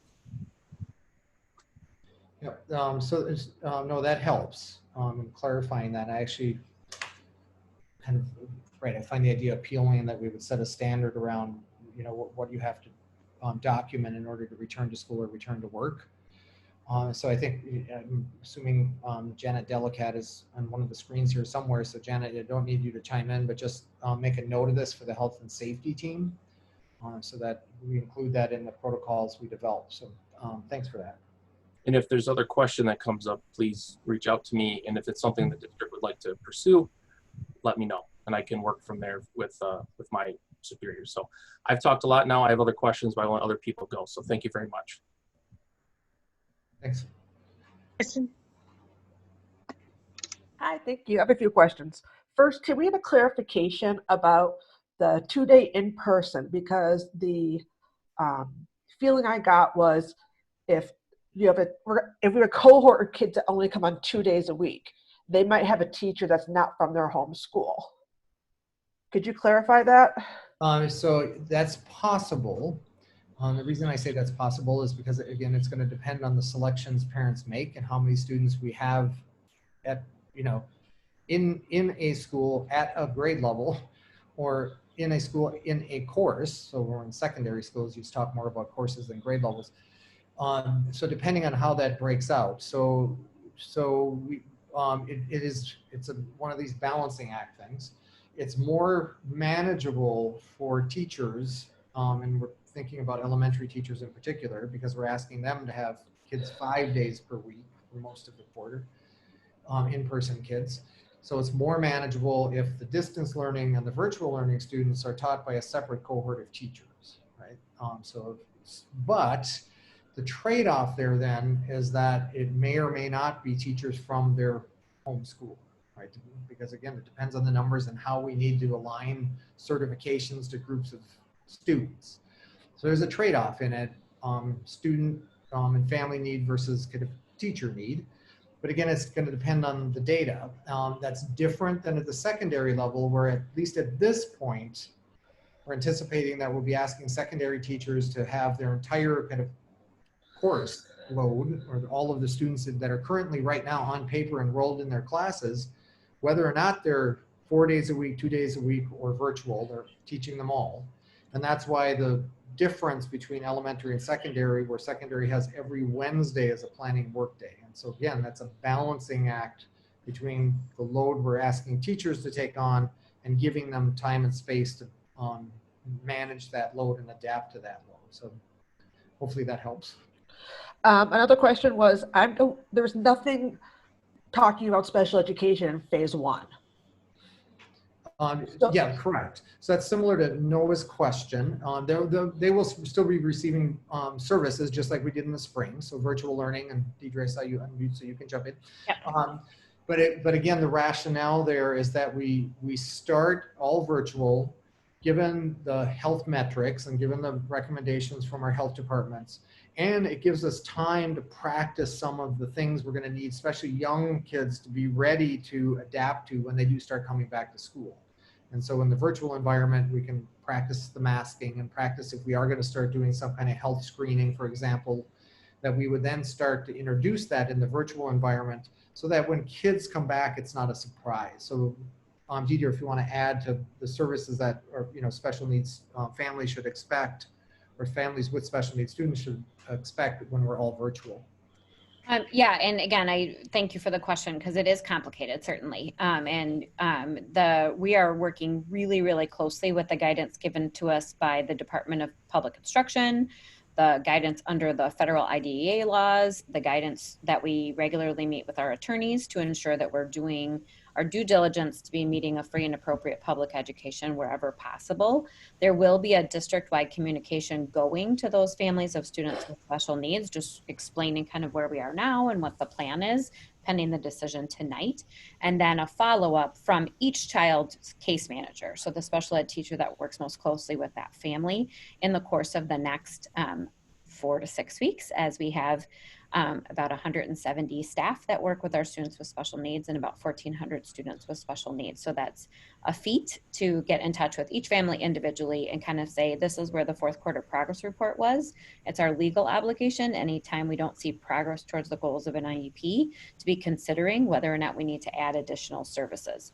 Exactly what those services will look like in a virtual setting versus what those services will look like if they are additional services due to school closure, which is what they're called now instead of compensatory services under the guidance from DPI, will all be those individual decisions by those teams. So it's hard to give a broad general answer to some of that because again, that is the determination for those students is with their IEP teams. But families that have a student with a special need can expect a district-wide communication clarifying kind of where we are and the intention to provide those services, as well as a communication from their case manager around what progress monitoring tools what progress monitoring data we still need to collect to review the goals of the IEP, or the data that was collected in the late spring with many of our case managers were able to collect data so that we can do those progress notes and then we can decide if an IEP team meeting is warranted to consider what those services look like virtually and then what they look like when we do have the capacity to offer some in-face instruction. Okay, thank you. My last question is concerning athletics. Is it an all or nothing thing when it comes to athletics in the fall? If we were to say we aren't going to participate, and I'm not saying this is where I am, I just don't understand. I just want to make sure I understand what WIAA or Woodland League works.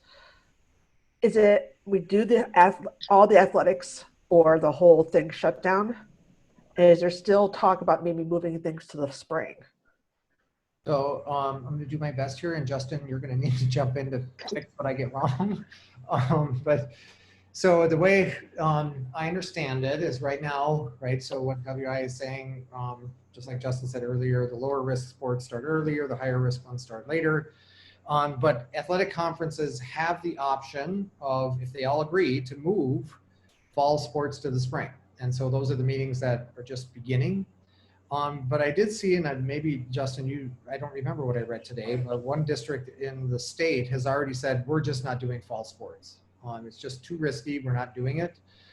And I understand that decision entirely because supporting sports, which we want to do, we want kids engaged, we want to get back to normal as much as possible, but supporting contact sports in particular, at the same time we're all virtual learning, creates an inherent contradiction that's really hard to explain to families and to kids, even though they're older kids, is that, yeah, when you're in the building, you have to wear a mask all day long, but you can go tackle each other on the football field, and that's safe to do. So the one distinction there, at least for me, is that attendance in school is mandatory, and if we're bringing kids back in, we want kids to be healthy and safe because we're mandating you come. And that's different than athletics and extracurriculars, which are voluntary. So Justin, if you want to clean up what I just shared, that would help me. I don't have anything different to add or change from what you said. The only thing I'll touch on the spring sport piece. So the WI has given loosely the option for us to forego the fall athletic season to the spring, but they haven't defined those parameters yet. So that's something that we'll be closely monitoring as a district to see if it's something that we would potentially have interest in. One of the inherent challenges with that, of course, is if we were to choose as a district, and we would have, I believe, the ability sport by sport to make those decisions, is who would the potential opponents be? So we'll have to kind of monitor who else may be interested if that was something our district wanted to consider. So, that's another forthcoming piece probably in the next week or so. Okay, thank you, Justin. And Justin, since you're still on the line, with regards to that, you could, like you said, it could be a sport by sport. So potentially something like cross country could still be in the fall, but other contact sports that would traditionally be in fall could potentially move to spring if there was an interest among the conferences or amongst other teams. Correct. That is the assumption that is believed among athletic directors here locally. But like I said, they've only announced, they being the WIA has only announced that it's an option. No details have been provided yet. They wanted to at least get us a decision to move forward and start planning for the fall, but that spring option does linger.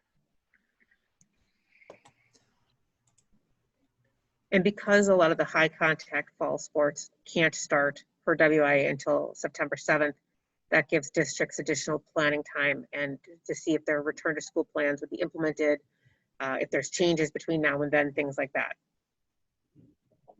Yeah, that's correct. That's how I interpreted why WIAA changed the dates.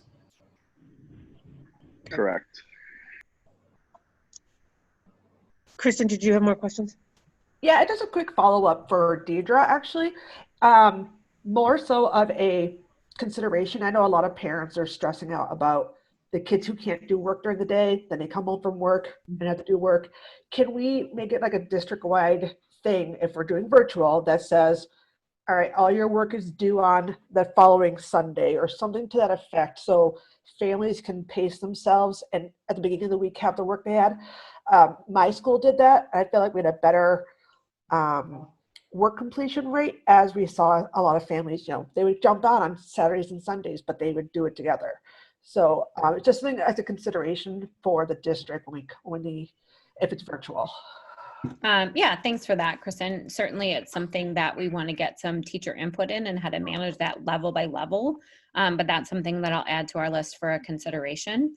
The synchronous times, those times when we want the students to be logged in at particular times, that's a long day, especially for littles. We certainly don't want them logged in, doing that all technology for 8 hours a day. But at the same time, for the times when the reading instruction is happening and that needs to be more live, it's really important that we have those connections to students.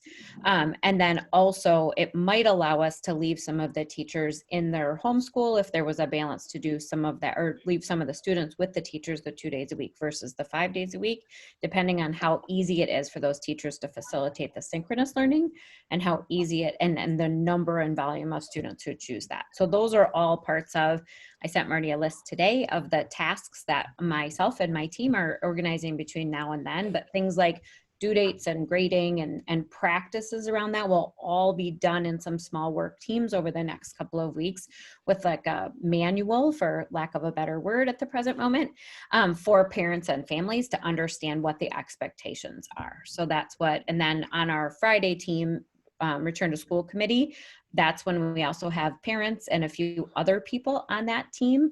And so we can get some check-in, here's what we're thinking so far, and get some extra input from those groups. So it is important to try to keep, our goal is to work within all of these parameters that we've talked about, but provide as much consistency to students as we can. So some of that, as much predictability within all of this that we can. And I think that's what Marty is saying about the idea that we would start all virtual. It's that we don't want to open schools and then have to close them very quickly again with that lack of predictability on when you could open again for students and for families.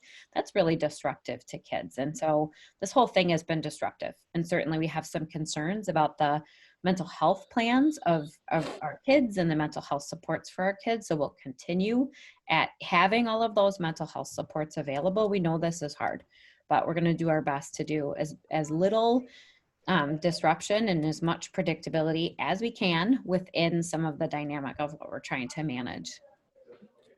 Sounds good. Gary, did you have some questions? Yeah, I have some questions. I'll touch on the sports questions, but some of the stuff I was going to ask have been answered. But I just want to clarify, so the high-risk sports start practice on the 7th? Yes, I think that's when they're allowed to start practice. So Justin, correct that, but I think that's right. Prior to Correct. Prior to practice, are any conditioning programs being undertaken? Justin, I'll let you. Now we're in detail with athletics. Yeah, so we have been engaged in July activities for off-season workouts, and then we'll be working on potentially an August plan to get approval with our health department to do some of the normal off-season stuff in that August period now. And is that going to include participation by athletes in groups larger than 10? Guidance just came out that said no groups larger than 10 indoors. So that is the current July plan that we have been working on. I don't anticipate the health department would deviate too much from that in terms of an August off-season workout. And for a sport like football, which has large number of athletes that need to properly train in the off season, are we able to accommodate those large numbers with proper training?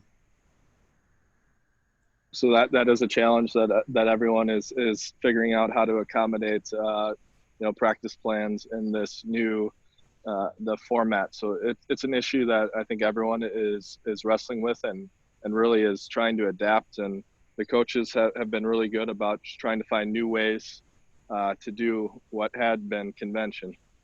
I have a concern that without proper training, our schools are going to be at a disadvantage in high risk sport like football or soccer, where you can have significant and serious injury.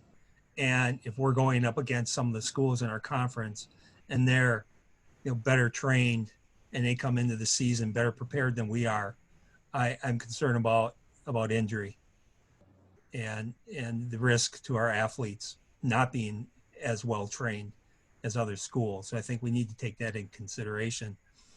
As far as possibly moving sports like football and boys soccer, high risk, to fall, who would make that determination? Was that something the school board would make a decision on and bring it to you to bring to the conference? So it's an interesting question. I think the way I understand it is at this point, I could direct that, but I don't know that that's wise given, it's a high stakes decision that impacts lots and lots of people in our community. And I think we would want to move kind of united if we're going to make a decision that moves fall sports or cancels some of fall sports. But I think we want to let our conferences kind of take lead and kind of do their work to advise first before we make any bring any recommendations forward to the board. But I would prefer that we move together, and just like we are in this idea of phasing in and requiring masks, and maybe some of those things don't require board approval. But again, when things are different and intense, and I think if we move together, it just helps everybody understand that this is the plan and why.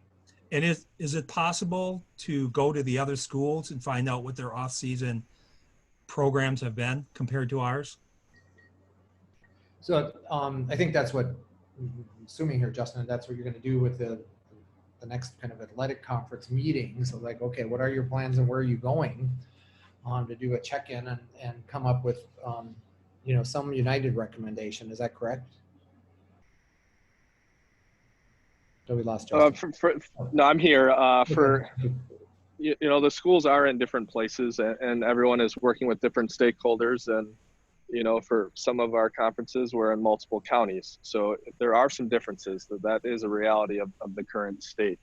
There are some schools that are, everyone's making modifications right now, but there are some schools that are obviously closely aligned to some of the modifications and things that we've done. And there are other schools that are maybe a little farther along. So, your comments, Gary, about, where we're going to be at is definitely something that we'll have to weigh as we move forward. Okay. Okay, I'm done with sports. So I'm going to go back to something that related to Brian and Noah touched on, and Kristen. So I just want to clarify. So we're going to start all virtual, no exceptions for students with special needs and students at risk, correct? Correct. Okay. Then you talked about the recreation day camp opportunities. So are those day camps going to be conducted with students in virtual learning and being monitored? Not likely, because it depends. The employees may be high school students. Some of the high school students that may be available, and then they could. And that's another reason why we want new content recorded and made available on the LMS. So high school, because it allows not only high school students to work and makes money, but also supports families that need supervision for kids during the day. So, so we wouldn't intentionally plan for that, because that's essentially school. Because then if it's safe to open school, we should open school, and it's not safe to open school. But we do have guidance from the health department about how we're running summer day camps, and that seems to be working pretty well for us at this point. We have had no transmissions that we're aware of. And so I think it would be more similar to what we're running as day camps. But if they want to carve out time for students to access learning, we certainly wouldn't prohibit it. But we don't want it to turn into a light version of school either. So the purpose of the day camp is to allow parents who have to work out of the home a place for their student to go during that period. Correct. And then they would conduct asynchronous virtual learning at home in the evening. Right. Probably for the most part, but again, my sense is that we would carve out some time, for learning engagement, to use the time of the kids well, but recreation has to work the details forward a little bit before we can respond more specifically. And Shelley's always historically, but before and after care and in some of the day camps, provided some educational opportunities. So again, the LMS helps with that because it keeps the learning in one spot, so that if there were staff at REC who could assist with some of the pieces, then it's going to be a little simpler for them as well. I want to go to a comment that was made about the devices. When talking about the device needs, Marty, you had mentioned that parent choice determines device needs. But if we're starting all virtual at the beginning, aren't the necessary amount of devices required from the start? Not necessarily. So it's not necessarily a one-to-one, because even when we shifted to virtual in March, not every family needed a device. There were many families that had access at home, and so they didn't want another device in the house. And so I forget exactly how many devices we distributed, but it wasn't nearly towards the number of our full student enrollment. Okay, then how does the parent choice determine device needs? So that would be a follow-up. So that would be a follow-up survey that similar to what we did in the spring. Is do you need a device? Do you need a hotspot? So we asked those questions, and it was by school, by student. And that's how we then knew kind of which families needed devices and hotspots, and we got those ready and distributed those. And so that the board is aware, we started it today. It turned out to be slightly more complicated than we were thinking on. So we are continuing to work on that, but we have an inventory going on again.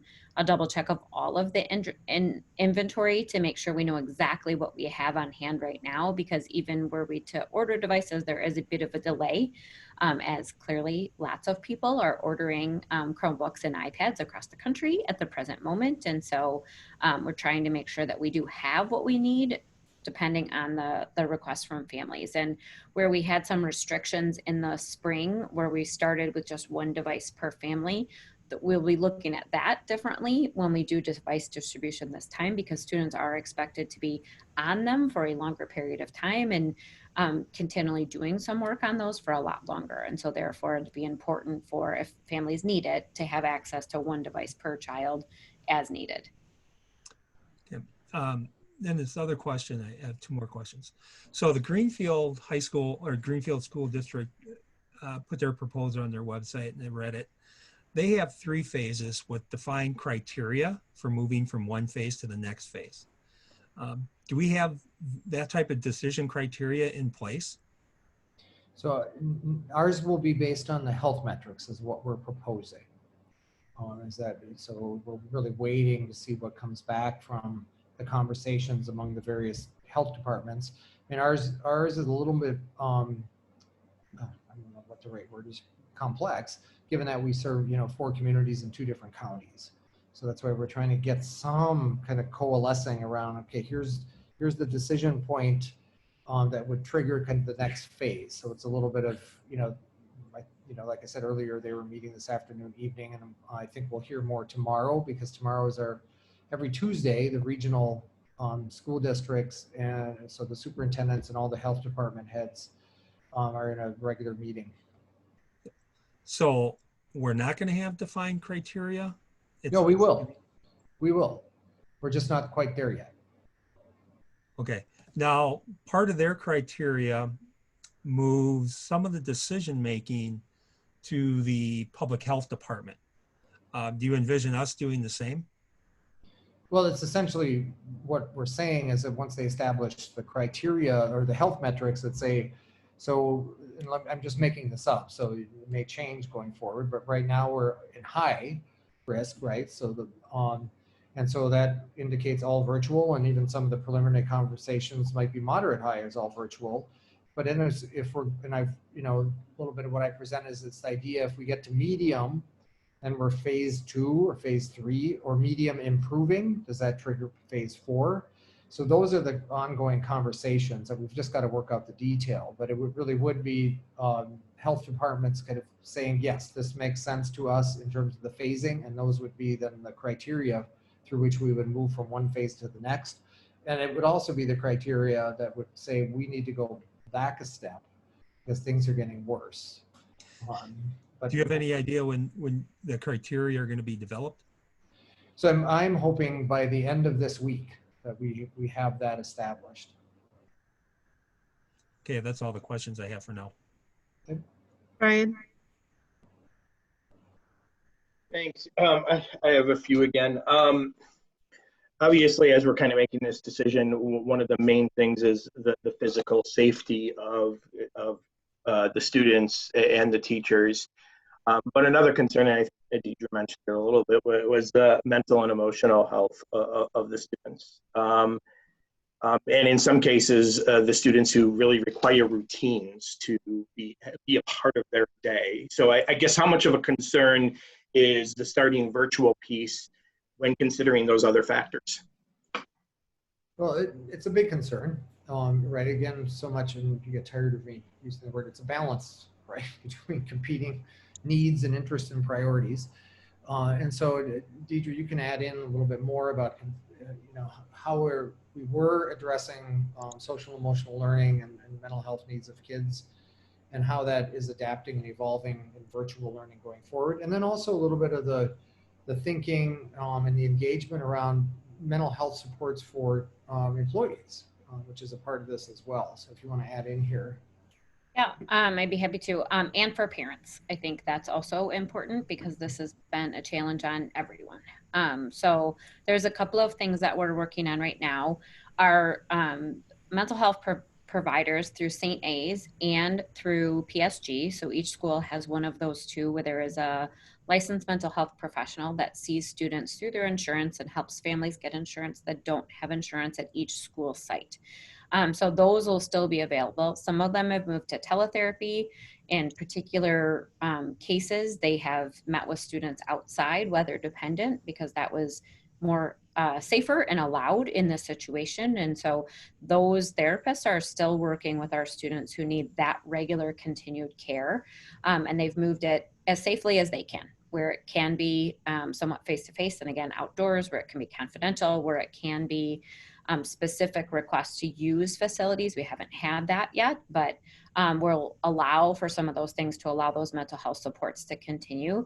We've also been in contact with at least one of the two providers who's able to start providing some of those services to staff as well, for staff who should choose that. And therefore, there would be a regular provider that works again with insurance, not at a cost to us as a school system, but then provides that support to staff as they're looking for it or as they need it. We also have an employee assistance program that supports staff in that way too, for staff who might be getting overwhelmed with some of this or trying to find ways to adjust to it. And then for parents, we are looking to organize some parent support groups for fall. support groups for our parents of students with special needs, support groups for our parents that are just struggling, because this has been a challenge for families as it has been for everyone else. And we want to try to provide as much outlet and support for that as possible. During the day, our counselors are still meeting with students. They did all of their small groups. They did all of their one-on-one sessions that they would normally have done in school were all offered virtually. And I would say, you know, our success rate at that was about 70% in the spring. And with some of the lack of predictability in the spring, we thought that was still pretty good, that those groups could continue. Some of those things continued to happen. So we're going to continue to investigate those. We'll still be teaching SEL all the way through. We offered courses all summer to staff on understanding the psychological needs of children. We offered courses this summer on integrating SEL into the classroom, and our staff are amazing. And so they were taking those courses voluntarily this summer as often as it was feasible for them to do so in the course of their life. And so we've had a lot of opportunity to help grow our skills in some of those areas and continue to provide those supports. It's been important to keep a lot of those in place because we are worried about the mental health of everyone at the present moment. As a society and as a community, it's important for us to keep that in consideration. And we're going to have to keep a close eye on some of that as we go through the fall and just adjust as best we can and add supports where we can. Fortunately, we were the recipient of the mental health grant, so that comes with some additional mental health supports in schools as well. And so that is already funded. So it wouldn't be an additional cost to us to add some of those continued supports or utilize those supports differently if we suddenly saw a need we couldn't meet. If there is a closure in a school or if somebody gets sick in a school, that could create some new fears for families and for students and for staff. And, you know, this is going to be a constant kind of balance to figure it out together as we go forward. And we're hopeful that staff did a great job, or families did a great job at reaching out to our student services staff and doing well child checks, working closely with our West Dallas police. When they had a need, our staff reached out when they had needs, and we hope that everybody knows to continue reaching out, and we'll do our very best to support one another right now. Sorry, Brian, go ahead. Oh, sorry. Some of the feedback that we had heard in spring, even though we were really quick to put a relatively good plan and strong plan in place, was that sometimes there wasn't a clear understanding of, I guess, structure and how grading was going to work and some of those types of things. So I guess, first of all, is there going to be more of that clear expectation set for the students at all levels? And how are we also going to account for, especially if we start all virtual, for those older kids that might have a younger sibling at home while their parents are at work, and they might ultimately get that extra responsibility as well. So how are we going to allow for the understanding that that situation is happening and give them the support and guidance that they need to be able to do their work appropriately as well? I'll let you. Sorry, I'm muted. I can jump in too because I did it this spring. Yeah, so I saw your hand up and I thought, oh good, I'm going to tap it in right fast. I'm glad she didn't have to be voluntold to do that. So that is helpful. So I think yes, we will have more structure to it going into this fall. Obviously, you know, as you said, Brian, our staff did an unbelievably amazing job at turning on a dime to create the best of a horrible situation in the spring. Now we have the time to plan for it. And we are thankful that the planning time for staff is being really thoughtfully considered in this plan because it is different. It's different for kids, it's different for families, but it's really different for teachers. And the amount of times we're going to ask teachers to make adjustments this year throughout the year, that's a lot on them. And so we have to be taking into account that they need time to plan for those things. The plan right now is to offer synchronous instruction for students, especially in families who need the routine. At 10 o'clock, this is going to happen. At 11 o'clock, this is going to happen. Now, that does not mean we want 4 and 5 and 8 and 10-year-olds on a Zoom for 8 hours a day. Like that is not good for anybody either. And so it's a balance of, at this time, your reading group is going to happen. I can speak to, my boys are doing our summer school this summer, and it's been a really nice balance of, there's a morning meeting and a team meeting where all the kids in the group are logged in together, and then they go off into small groups to do their reading and their math, and then sometimes they regather. When you're not in your reading and your math group, there's a lot of structure to what your student is supposed to be doing in the time that they're not in the small group instruction on the virtual piece. And then you balance back and forth. And so it's allowing for some of that predictability that we know is needed right now as best we can in a course of a day. But then anytime that that's new learning, that would be recorded, and I think Marty alluded to that earlier, and attached to the files. Or we have teachers right now that are already, we have some teachers that are kicking themselves that they didn't record all of their read alouds last spring, now that we're gonna need those again. But we have teachers right now making videos left and right and getting access to some of their materials where they can, so that they can say, this is what this lesson would look like, or this unit. That's the other reason the grade level meetings across our district are so important, because I do not want every third grade teacher doing all the same work, when maybe collectively we could say, okay, you make the videos for math and I'll make some of the videos for ELA, and we could share in the wealth there. So that's where knowing what our plan is, even with some of the uncertainty tonight, is so important to us, because all of that planning is on the list of things we have to kind of jump into and get into next. And we want to keep listening to staff and to our students, especially, and to our families as they share with us what's kind of working and what's not. So we'll probably be doing some additional surveys without hopefully survey fatiguing people left and right, just like you get Zoom fatigue. But we want to get that input on what's working really well and what are the other needs of our families. And so then Mary Pat, if you want to jump in and kind of talk about some of that balance as well, that'd be great. Sure. So this spring especially, I would notice, because when I tracked when kids turned things in, or when they responded to the Google question, you know, the attendance question, I was tracking what time. I would write down the time that they responded to me. So then I knew this was happening in this family, even if the kids weren't telling me. And I could gauge how I presented material to them. I also gave many options for each day. So they had 3 or 4 choices of what they did, because I knew some kids could not play their instrument because they were in an apartment, or mom or dad was on a Zoom or whatever. They chose a different music activity for that day, play it on a different day. Maybe they're helping a sibling, who knows, right? But as long as they were engaged in something and they chose from the options I gave them, and then they kind of aligned their week to work for their family. And I also offered stuff that was family oriented, so kids could do it with siblings. And then of course I've got teachers already reaching out to me. Elementary band teachers are going to make a video to do recruiting. They're going to each take a couple instruments and make a video. We're talking about how to work together. PE teachers reached out over the weekend. So everybody's working very hard to make sure that they're not everybody's going to have to do everything to prep, but we do anticipate using that September 1st, those 4 days, as time to connect with each other and get those things ready so we can start and then keep doing that. And with the LMS, we can share between each other as well. So that's kind of a cool thing.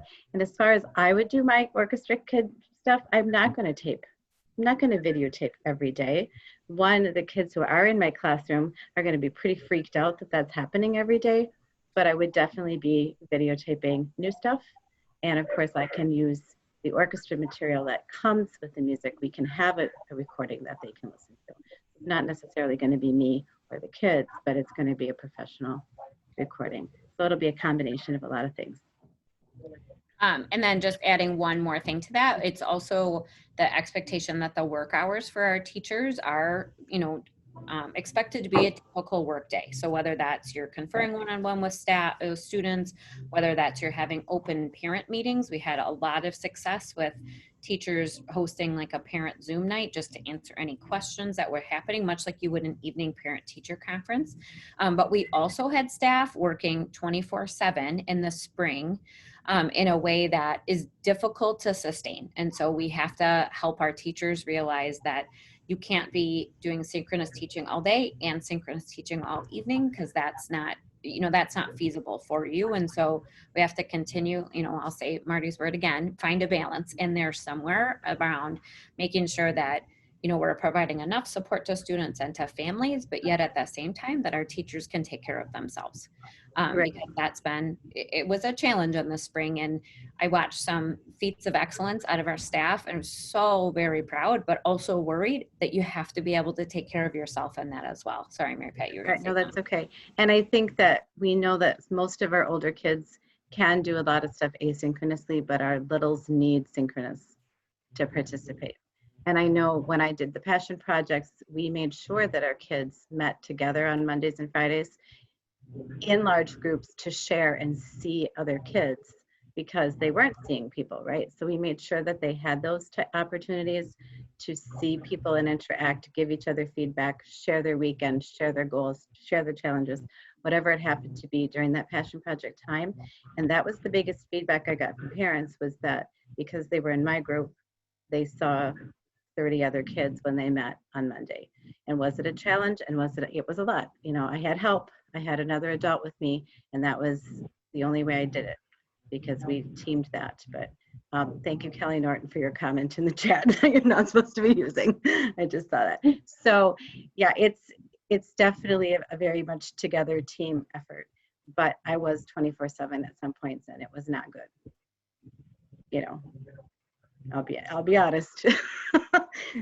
So we know that. The other, and we cried more. We all cried more, a lot more between March and June than we did any other school year. So the other course that we offered, just so the board is aware, in the summer was a course in compassion resiliency. So we have caregivers and our teachers who, again, go to lengths that make me incredibly proud of them and worried for them all in that same moment.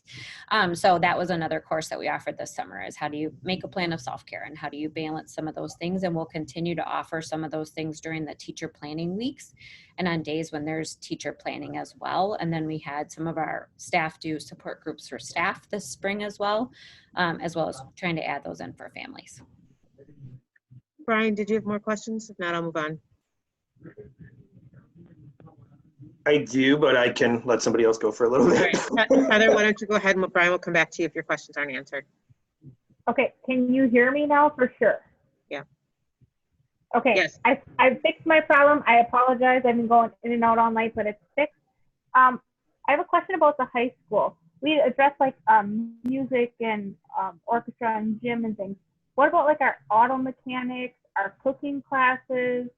Are we looking at how we're gonna adjust to that learning? And also, are kids gonna be able to fluidly change to a different course if it's just not working with the online learning for them? Are we gonna be a little bit more, I guess, lenient than we've been in the past with making them stick with the schedule? So those are all things that, that it's really Deidre's team is working on, but the idea of more flexibility and changing courses is interesting. It's not something that we've talked about, but I'm making notes on it. I think it's something we should consider. But Deidre, if you want to talk about CTE, cooking classes, autos, those kind of things, which are unique, and trying to do it in a virtual environment. Yeah, so they are certainly. And so one of the things about switching classes more regularly is we have to watch that a little bit, only because with the fluidity we're going to need with being virtual, and then some kids might be 2 days a week, some kids are 4 days, so I'm slightly cautious of that, but I did add it to my list for my work team so that maybe they can ferret out how that might work for kids, because I agree, we're all going to have to learn how to be more flexible. The CTE team has started some communications around getting into shops and doing video lessons and recording all of those things, our culinary program, some of those things. We've talked about whether or not we need to do like learning kits for a few of those pieces to loan out to students to use at home to be able to do some of the things. And then is there a time when we would have to make individual requests to say, you really can't do this lesson if somebody's not coming into that space and doing that? So could we safely set up, when the phases are more advanced, an opportunity to come in for a lab should you need it, or an opportunity to safely practice some of those things in a space that you just can't otherwise accommodate? But like Marty said, that's all very detailed things that the teams will work out. The other courses that we've given a lot of consideration to are advanced placement courses. So we want to be sure that the level of rigor that we've been able to maintain and push forward in the last several years is able to continue in this very flexible and fluid environment that we're going to need. And we saw some great success with some of those courses and some different ways that we went to deliver some of that learning in the spring. And then we've had some concerns as well that students didn't, some students did much better on the exam than maybe they would have historically predicted to, and then some students didn't do as well. And so we have to get some more consistency around how do we support the learners in those environments as well, because they've worked really hard for a long time around that idea that those scores would allow them some college credit and things like that. And so we want to make sure we're focused around that as well. And how do we provide that? Might be areas where we ask for some additional adaptive video equipment to be able to do some things a little differently in those settings, which is something that then we have to be cautious of the feasibility of the plan and the budget. So those are all kind of the pieces that we're working on right now with each of those individual teams. So that wasn't exactly a clear answer, but it was on the list of things that is on my list of things that we have to work through. It's right. a TBD. You answered my question about AP without me even asking it, so. On our minds. It's a work group going after tomorrow when I assign all the work groups. Okay. Heather, do you have more questions, Heather? Nope, that was all. All right. Noah, I'll go to you and then back to Brian if Brian has more. All right, a few more. One thing I just remembered when we're talking about masks, when you're trying to figure out how to put it into the policies or whatever, I know some other districts made a mask part of the dress code. So maybe something that we could consider if, we're trying to figure out ways that we could implement it. I know we talked, Caitlin mentioned that, transportation is one thing that's being worked on. Have we fleshed out any plans whatsoever about what happens if the busing company isn't able to do busing, if we are doing in-person schooling because of COVID outbreak situation that they're dealing with? So it's going to be another one of these answers. The work teams are going to have to build a plan around it. I mean, Caitlin, correct me if I'm wrong. I mean, some of the options and are not dissimilar from if a bus route can't run on a given day because they don't have a driver or the bus has an accident. And so, if parents are then transporting their kids to school, do we do an arrangement where, where parents have already signed up to, transport their own kids and we're essentially paying them, right? That's an option. Or for some kids that don't, where parents can't provide that, there's cab service options. Those are kind of part of our routines. I think that those are the kind of things that we'd want to have in place and ready to go. So does that making sense at this point, Caitlin? Yep, and we also have the opportunity to bill back when the bus company can't provide services or doesn't fulfill their end of the bargain at 1.5 times that daily rate. And I know that doesn't actually provide transportation, but it allows us some options. We've even just started super preliminarily thinking about what kind of vehicles we have on our premises. We have a few school vans. It's nowhere near a whole bus fleet, but we're trying to think of every opportunity here. Okay. And then just to add to that, just like Marty said, in LMS and continuing the learning allows you to still count those as instructional days. Sometimes when there's a snow day, and so there might be days when, if there isn't a possibility to bus kids to school, that we just have to make some adjustments to the learning to engage them on those days as best we can. Assuming they didn't need a device from school to do that. Correct. And no, I did speak with Andrew at First Student, and he said that their hiring is going well for drivers, reporting back and getting them in the training program because he's told me that it's been competitive in terms of CDL driver certification. So at this point, hiring drivers at this point is going well with in accordance with previous years. Okay, that's good to hear. Yeah. That was a concern, so thank you for that update. Yep. I was wondering, in the vein of trying to make things less complicated, if we move to the phase 3 at what I believe it was, where we were moving to 5-day-a-week elementary school teaching in person, that we're still doing a 2-day and we're still doing a virtual. At that point, if we're in phase 3, would it make sense to resurvey the elementary parents to see if there was a high interest still in the 2-day, or if they would want to move to a 5-day instead? Because presumably if things are doing that much better, then maybe parents would think differently about wanting to send their kids twice a day versus just doing all 5 days instead of having that split option. So then we can try to alleviate some of the splitting we're doing with our elementary teachers, or multitasking there. Yeah, it's forced to do with a 3-day and, or I'm sorry, a 2-day and a 5-day in person. Yeah, it's a really interesting idea. Hey, we're gonna have to mull that one over a little bit, but I do like it as kind of a first reaction to it. Because you're right, it does start to reduce some complexity. It may allow us to navigate this piece about the teacher I had for my distance learning days may not be the teacher that I have when I go back to school, or when I'm all virtual, that elementary teacher may not be the teacher I have when I get to distance learning or 5 days learning. So it may help us navigate that a little bit more fluidly. It's not the word I want right now. In a way that maybe better matches kids and teachers to keep some consistency. That's what the word I was looking for. So yeah, I like the idea. We're gonna have to talk about it more. I know it's down the line, but I just wanted to put it out there. And then the last one for me right now, I just wanted to go back to the testing thing just to clarify, because I know cost and is a big thing that we want to consider. If it was done via health department, it would be not a cost to the district. It would be provided materials as well, and it'd just be a matter of getting the specimens taken and possibly getting them to the health department that we would have to be concerned with. So I just want to make sure that's clear. Thanks. So I'm actually going to put that on my liability question list. Good. Thank you. We're CLIA certified. Brian, did you still have additional questions? Yes, I did. And some of it's just clarification. So, because again, we talked about a lot of this last week with kind of that option 3 being the main point of our conversation. So we talked about asking parents to make a choice.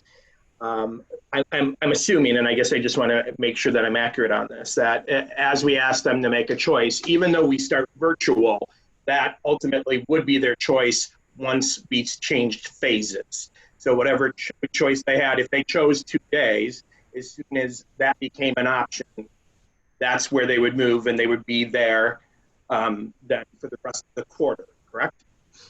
Yes, that's what we're including in our recommendations, but also noting that family circumstances sometimes change, so we would have a process in place that would be school-based, because those kind of determinations are usually best at the principal level. Principals get to know their families pretty well and understand if there's a circumstance that says, yeah, and I think a great example is, yeah, we thought of get our young one back to 2 days a week. We feel comfortable with that. Keep them 3 days home. So maybe that's a way to manage the health risk, but still have the little one in school. But now, mom gets a great opportunity of a new job. Well, okay, we want to be adaptable to that and support families, right? So she needs to go back to work 5 days a week. So we'll figure that out. But in the larger picture, yeah, we want families committed to a quarter because we just need something to stop moving so we can plan. And I would imagine we're sending regular follow-ups on those messages we sent Friday, because I know that initial batch, I had heard feedback that a lot of families had not received that initial message where they were supposed to make their choice. Or are we making sure that that's being taken care of? Yeah, Beth is looking into that, and one of the messages that we're including is because we're sending out daily reminders now, is that and these are phone messages, so we probably have more accurate phone numbers on file than email addresses. Okay. So one of the messages, if you're receiving this phone call and you haven't seen the related email, please go into Skyward and double check that your email is entered correctly, or if it has changed, to put your correct email in, because that's part of the gap we're starting to see, is when we're double checking when parents reach out. So I didn't get that like look at the emails, like that's not my email. Okay, so let's fix that. So that we're going to do that as a regular reminder each day now. And also the schools were starting to put out reminders on their social media and some of the avenues they found to communicate with families best, so that we were prompting to make sure all of our families know that we need their input on this survey. Another thing, especially this time of year, thinking of high school students, this is kind of that time of year where we start doing the ACT prep, and where seniors are really kind of getting ready to start doing their scholarship applications and those types of things. What kind of support are we going to have for those students, especially again if we're in a more virtual environment where they won't be able to have that hands-on support? That is something that the counseling team has talked about. They were able to do some of that again in the spring, and they'll continue to do lots of that virtually. We haven't yet planned for, we do a lot of FAFSA nights and help families fill those out and do all of those kinds of things. So they're all on the list. So we are working through them as quickly as we can whittle down that list to make a plan around each, so we can communicate to families what their options are for support. Okay, thank you. Heather? We talked a little bit about sports and other extracurriculars. We did not touch on theater. Have we put any thought into if we can do it virtually, if they can do a show without an audience and record it? Have we given any thought to our theater? We have great programs going on, and now we're doing it at intermediate and high school level, and they missed a lot of shows last year. Have we thought about how we're going to try to accommodate? So Marty, if I could just say something about that. We are underway. Each school, Hale and Central, have a kit to do their live streaming that was established for graduation. And we're getting the additional piece so that they have what they need. The stage managers are working with me. We are also going to propose installation of live streaming equipment at each press box. So if outdoor sports occur at the track or the field, we will be able to live stream them if spectators aren't permitted. So we are underway with that equipment. Awesome. Thank you. Thanks, Beth. I didn't realize it moved that far that fast. So that's kind of cool. Yeah. So some of it is that's another conversation with our health departments, because there are concerns similar to choir related to theater performances, and the amount of kind of air that gets expressed and how far it goes. And so we haven't had the more nuanced conversation with our health departments yet about the theater arts. So we'll touch on that, but at least we have the audience piece kind of figured out in the works. Thank you.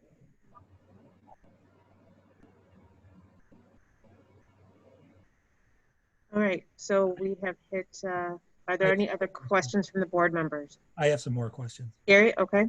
Okay, so I'm gonna touch on some sports questions again, and I have another one. So since in sports, our student athletes are going to interact with a group that we cannot control, the student athletes from another school district, would we require our student athletes to live in a bubble during the athletic season, such as being done in pro sports? So our students would sign on to, I'm going to be at home, I'm going to come to practice, I'm going to go home, I'm going to come to the athletic event, I'm going to go home. And that is going to be their life during the duration of the season. Because again, they're going to be in contact with a group that we have no control over. It's a fascinating question. I think the answer is a no. And because of if you're watching even what's happening with the NBA, and I'm like so missing it all, but even with adults, to try to manage consistency of staying in the bubble and not doing things that are outside of the bubble is proving to be unrealistic. And we're talking about teenagers and expecting homes to consistently enforce kind of being mini bubbles. So I think it's just an unrealistic expectation. It's a fascinating idea, but I don't think it's something that we can in reality actually implement. Okay, then I think Beth had touched on something. Are we going to be conducting sporting events without crowds? Potentially. Again, it's going to be based on what guidance we get from the health department. If that's, you know, if we're able to move forward with sports, but they advise against crowds, then we have the live streaming opportunity for at least people to watch games and participate that way. And then if we allow audiences at sporting events, how are we going to ensure social distancing and safe practices such as wearing masks? We don't know yet. So I think that's a bridge we'll cross, I think, as we get closer to it. But if similar to in school, we're going to have to set up those requirements. And so as people come in, it's going to have to be similar to what we do right now in grocery stores. You stand on your dot as you're coming into the field. We would have to have seats marked that are okay to sit in and spaces that aren't okay to sit in. You know, one of the challenges of it, or in most of what I see, is that you groups that are gathering, if they're allowed to be bigger than 10, then you kind of keep family units together, because another thing to figure out protocols to manage. And similar to what our response is going to be in school, if you're showing up at you know, to be a observer of an athletic event and masks are required and refused, well, then clearly you don't want to be here in person. So you can go home and watch it on live stream. And we'd have to ask people to leave. But that's not a bridge we're at just yet. So I don't want people to listen into this and go, oh my God, they're requiring masks at athletic events and making people leave. Not necessarily. We're just not there yet. Okay. And this is not a question, but a comment, because I mean, I've asked a lot of sports questions because I'm having trouble with the implementation of sports without the implementation of any kind of in-person schooling during phase 1. So that's more a comment. Now, I do have a question regarding phases. So let's say we get into a point, we get into phase 3, and someone is in school, and a parent or parents in a household become employed, and they have to go out of the house to work, but we have to bump down from phase 3 to phase 2. For parents in that situation, are we going to have the daycare camp option for them available? Yes. Yeah, that would be, I think, part of how we continue to adapt. That's why the flexibility principle is established. So yes. Okay, that's all I have. So Marty, just to confirm, so again, the framework is really what we're looking at. Again, all the rest of the details are a lot of these are still TBD. You know, there's still a lot of work that needs to go into this, but the framework is what gives the district and our back to a school committee that flexibility to be able to make these adjustments and be able to go back and forth and to use these metrics. So that we're not adhering to a very strict outline, we're adhering to the framework, and as everything kind of falls into step inside of the framework, we're able to implement that. So I do, you know, again, we're working on a lot of the details. I know there's a lot of questions and stuff, and that's great that we're kind of getting these things out there, because I saw a lot of note taking by our staff to, got to add this to the committee, we got to add this to the list, we got to make sure that we work through it, which is great, that's perfect. But to again, remember that the framework is really what's going to guide the rest of the work. And so if we don't have a framework of which to operate, then the rest of these details aren't going to matter. So I just want to make sure that we, you know, as we're thinking about this and as we, you know, come up on making a decision soon, that we're really sticking to that idea that the flexibility, we actually say this at work all the time, that there's flexibility within a framework. You know, we talk about that there's not 100% written in blood, written in stone kind of thing, but having that flexibility in the framework is really what we're adhering to, what we're trying to accomplish, so that we can move forward and have that ability to make adjustments on the fly as we have to make them, because we know that that's going to happen. And so having the framework option gives us those kinds of, that wiggle room, so that we can continue to adjust as health dictates, as the state dictates, as other things happen, as schools have to close or don't have to close, or, you know, teachers can't come to work or kids can't come to school or whatever. So just to think about this in terms of what it is that we're being asked to review and to make a decision on, and we're giving a tool, we're providing a tool to allow for all these other things to kind of come together.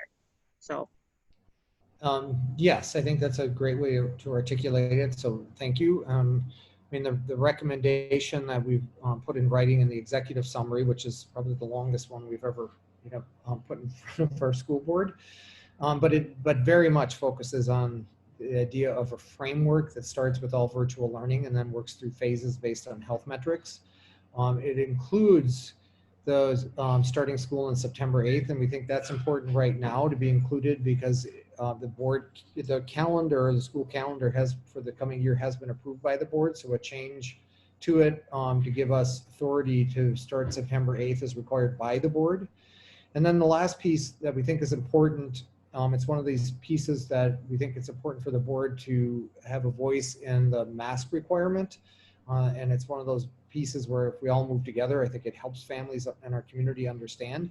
The one thing that maybe whoever makes a motion here may want to consider changing based on the conversation that Noah introduced, that it may be a recommendation to approve changing the language to wear face coverings when in schools. So we have the language when not able to socially distance, but that's really we've made our recommendation, so that's really a piece that would be in front of the board to change that language to when in schools and on buses. And I support that, but it's just a little different than what we've recommended on paper. Okay. Jeff, did you want to comment? Heather? Stephanie, just one more thing. We talked about sporting events in the theater. With concerts, have we thought about the same format then for our band or chorus orchestra? Would we be able to do that virtually then, even in like a setting where the choir's in separate rooms? So Mary Pat, you take that one? Yep. Okay, so I think because secondary would feasibly not be attending school until November, phase 4 might be November, December. I think we would be looking at doing some virtual work with the kids. Maybe their performances are individual that we compile into sort of a not a medley, that's not the right word, but now it's late. Just a compilation of some of the stuff that they've done, right? And then we look at an adjusted concert schedule where maybe we're doing something in January when normally we would have done it in November or December. It's really going to depend on when we're back in school all together, but some of the performances can certainly be solos and recital type that we put, into a private YouTube channel just for our district of kids doing their performances or showing some of their passion projects that they may have worked on, or a website like we've done with some of our work this year already. So it's going to be a very fluid thing, but we would not be doing concerts the way we know them, but maybe we're recording one piece in the classroom and pushing it out to families that way. And I might say that's a broader audience. We could, and obviously my orchestra kids are really hoping, the orchestra kids in the whole district are really hoping that we get to April and can still have district orchestra that we didn't get to have this year. We wouldn't be able to do the choir one for sure this year, but we could pull off orchestra because that's the one thing we can safely do. And they adjusted all of the music competitions and the state competitions that our kids do typically very well in, and provides them a lot of opportunities in the spring. And so obviously the Music Association is also taking all of that into consideration as well. Right, so we had virtual solo, the kids were able to record and put it through. I was coaching virtual honors camp, and we did that all virtually. So even next week, I'm running virtual camp for Shining Strengths. And we're going to do it through Zoom, and it will be very interesting because many of them have not done it that way, but that's the way. This is a great way to try it with some of the best string kids doing it. And so we're going to run virtual camp next week, and I've got a couple kids doing multi-recordings. I've got a girl who can record all 4 parts. So she's putting together videos that we can do a play along with while they're on mute and I'm directing. So it'll be the first time we play together. Can you share that with us? I love to come to that concert. I'm going to miss that this year. And we won't have we won't have a real concert, but I'll send you the schedule and you can come in on the Zoom link, sneak in during camp. Yeah. Thank you. You're welcome. So Marty's comment about changing the language for the mask requirement, if that was something that the board wanted to do, it would need to be introduced in the motion. But before we get into a motion, I don't want to have a motion go out on this, including that, and that's not the intent. And likewise, I don't want a motion to come out without it, but the intent is to have it. So I guess I would kind of look, I can see everybody, I guess, with the new language on the masks inside in the classrooms. Can we do like a thumbs up kind of, or is the board in favor of making that a change to that? Christine's not sure. I'll come to you Before just we a go second. there, I have a question. Yeah, I know. hang on a second, Christine. I just want to see if the rest of them. Put that up there. That was a mostly thumbs up. Yep. Okay. We'll come back to that in a second. Christine, go ahead.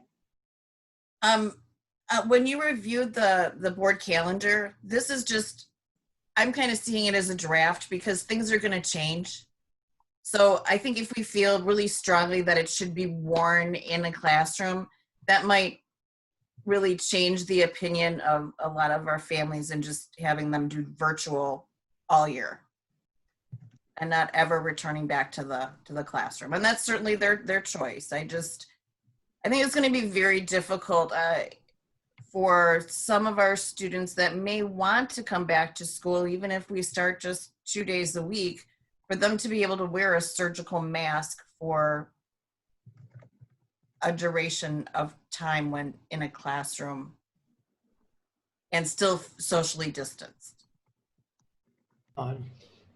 Yes, we're sensitive to that reality, but to bring people back together in groups and to have some semblance of safety, and we've talked about the liability concerns. The only technology we have, frankly, is wearing a mask. And I'm going to do a little public service announcement here. I mean, I think everybody would agree, and hopefully everybody listening and watching in would agree. We want kids back in schools face to face. We want our kids back, right? And the way we do that as a community, as collectively as human beings, is right now everybody has to wear a mask when they're in public. We have to stay away from each other, and we have to wash our hands. That's how kids get to come back to school. And until then, there's going to be all kinds of compromises, Christine, just like the one you raised. And it makes me sad and it's unfortunate, but until we do what we need to do in our communities, kids can't come back to school. Okay, thank you.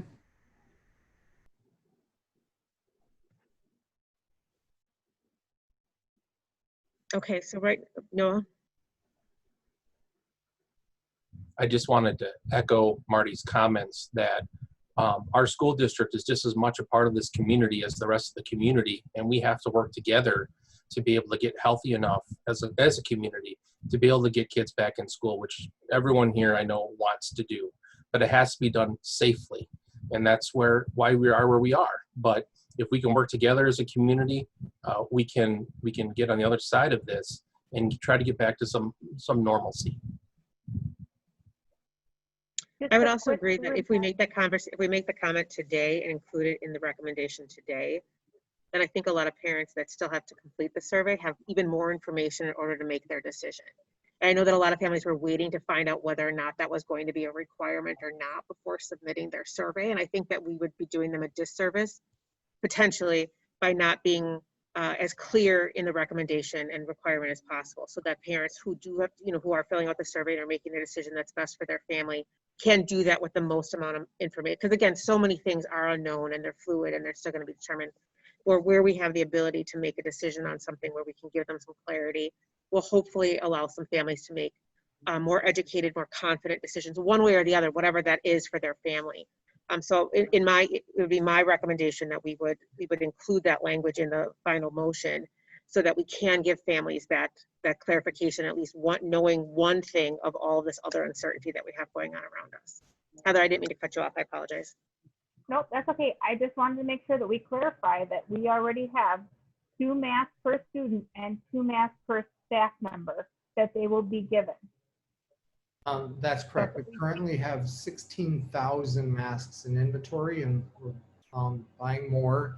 We're also, they're difficult to get, but the N95 respirator and so that, you know, and more for employees that really want more confidence. We did learn that you know, you maybe imagine you know more about this. So the ones that are reusable that can be disinfected up to 100 times, the ones we're trying to make sure that if we can get those, because the state of Wisconsin, you know, has capacity to help us disinfect them a number of times, so it reduces the cost per use. It's kind of the logic behind it, and it increases the protection. And so we're looking at those too. But right now we have 16,000 on hand. Yeah, just so parents understand, we're not asking them for an additional financial burden on top of these uncertain times that we do already have 2 per student. And that it doesn't have to be a disposable cloth mask if they have a cloth mask or, you know, a handkerchief or whatever that they want to use instead. It just has to be a face covering it's a mask is kind of a more specific thing, but it's a face covering of some kind that needs to be included in that. That brings me to a point that I just now considered. The face covering would have to follow our district dress policy, you know, because obviously there can be materials and such and slogans and whatnot that can be put on masks nowadays. So that would just be kind of worked into the policy. That's correct. It would be considered a piece of dress. Yeah. So that, yeah, you couldn't have obscene things. You couldn't have advertising for alcohol or tobacco. Other things that, you know, are prohibited under current code would continue to be prohibited. And pending the decision of the board this evening, that'll impact what goes into the Student Rights and Responsibilities Handbook as far as masks. And, you know, that language is already in there about what you can wear on your dress. And so that language will get updated. Our committee is meeting on August 3rd to talk about the Student Rights and Responsibilities Handbook and get that updated to reflect whatever decision is made tonight, as well as just other changes we do on an annual basis. And then we'll be bringing that to the board at the next meeting in August. Thanks, Deidre. Jeff? Marty, do we have face shields available for staff members that might find that more useful in how they work with their students? We have some. It's a small number right now, but that's inventory we're working to build, and to also have face shields in different sizes. So we have shields for kids as well. Because for some kids, they're going to be really important. And the example we keep using is for students that are learning to read lips, so deaf and hard of hearing kids. Right. But they're also really valuable for kids that are learning to read and kids that maybe are struggling to learn reading, and just the learning how the mouth works and shaping different sounds is pretty hard to do if you don't have a visual. So face shields become important. So yes, we're trying to build inventory of face shields. Thank you. Final questions.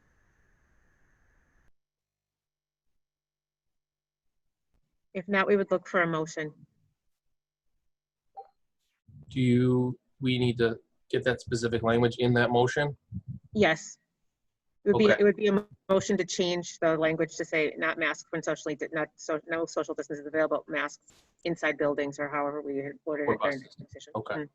So I would move to change the language in the executive summary for the return to school plan from masks required for students and staff when social distancing is not possible to masks required for students and staff when in school buildings or on buses. Second.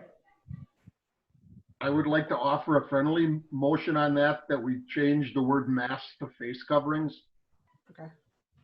Okay, so I would amend my amendment to face, instead of masks required for students and staff when social distancing is not possible, to face coverings required for students and staff in buildings or on buses. Thank you, Jeff. With that, It's been moved and is that seconded. is that just for transportation to and from school, or does that include transportation to athletic events? It says it would be buses, all buses. All buses. Okay, I just want to Yeah. clarify. Well, we're going to leave it generic. It'll be buses. All right. All right, so we've been moved and seconded with the amended language. Any final questions or comments? Just a quick question. If a student or a parent has their own face shield, will they be allowed to wear that? Not the mask, but the shield, the plastic shield. Yes. Will there be any limitations on that? Okay. Okay. All right, again, had motion and it's been seconded, and we've had a question and a clarification. Any other questions or comments? Noah? Are we only addressing staff and students at this point? Or are we worrying about anyone who enters the building? At this point, I think the proposal said that there wasn't anybody else allowed in the building. Okay, so like parents coming, like they're all staying outside. Is that correct? Correct. And right, as we go forward, we would expect anybody coming into the building to also be masked. And what I'm seeing a number of districts do is that if you walk in and you don't have a mask when you come into the main office, well, there's a basket of masks, you're going to be asked to put one on. Okay, but that we don't have to worry about that here. No, I don't think so.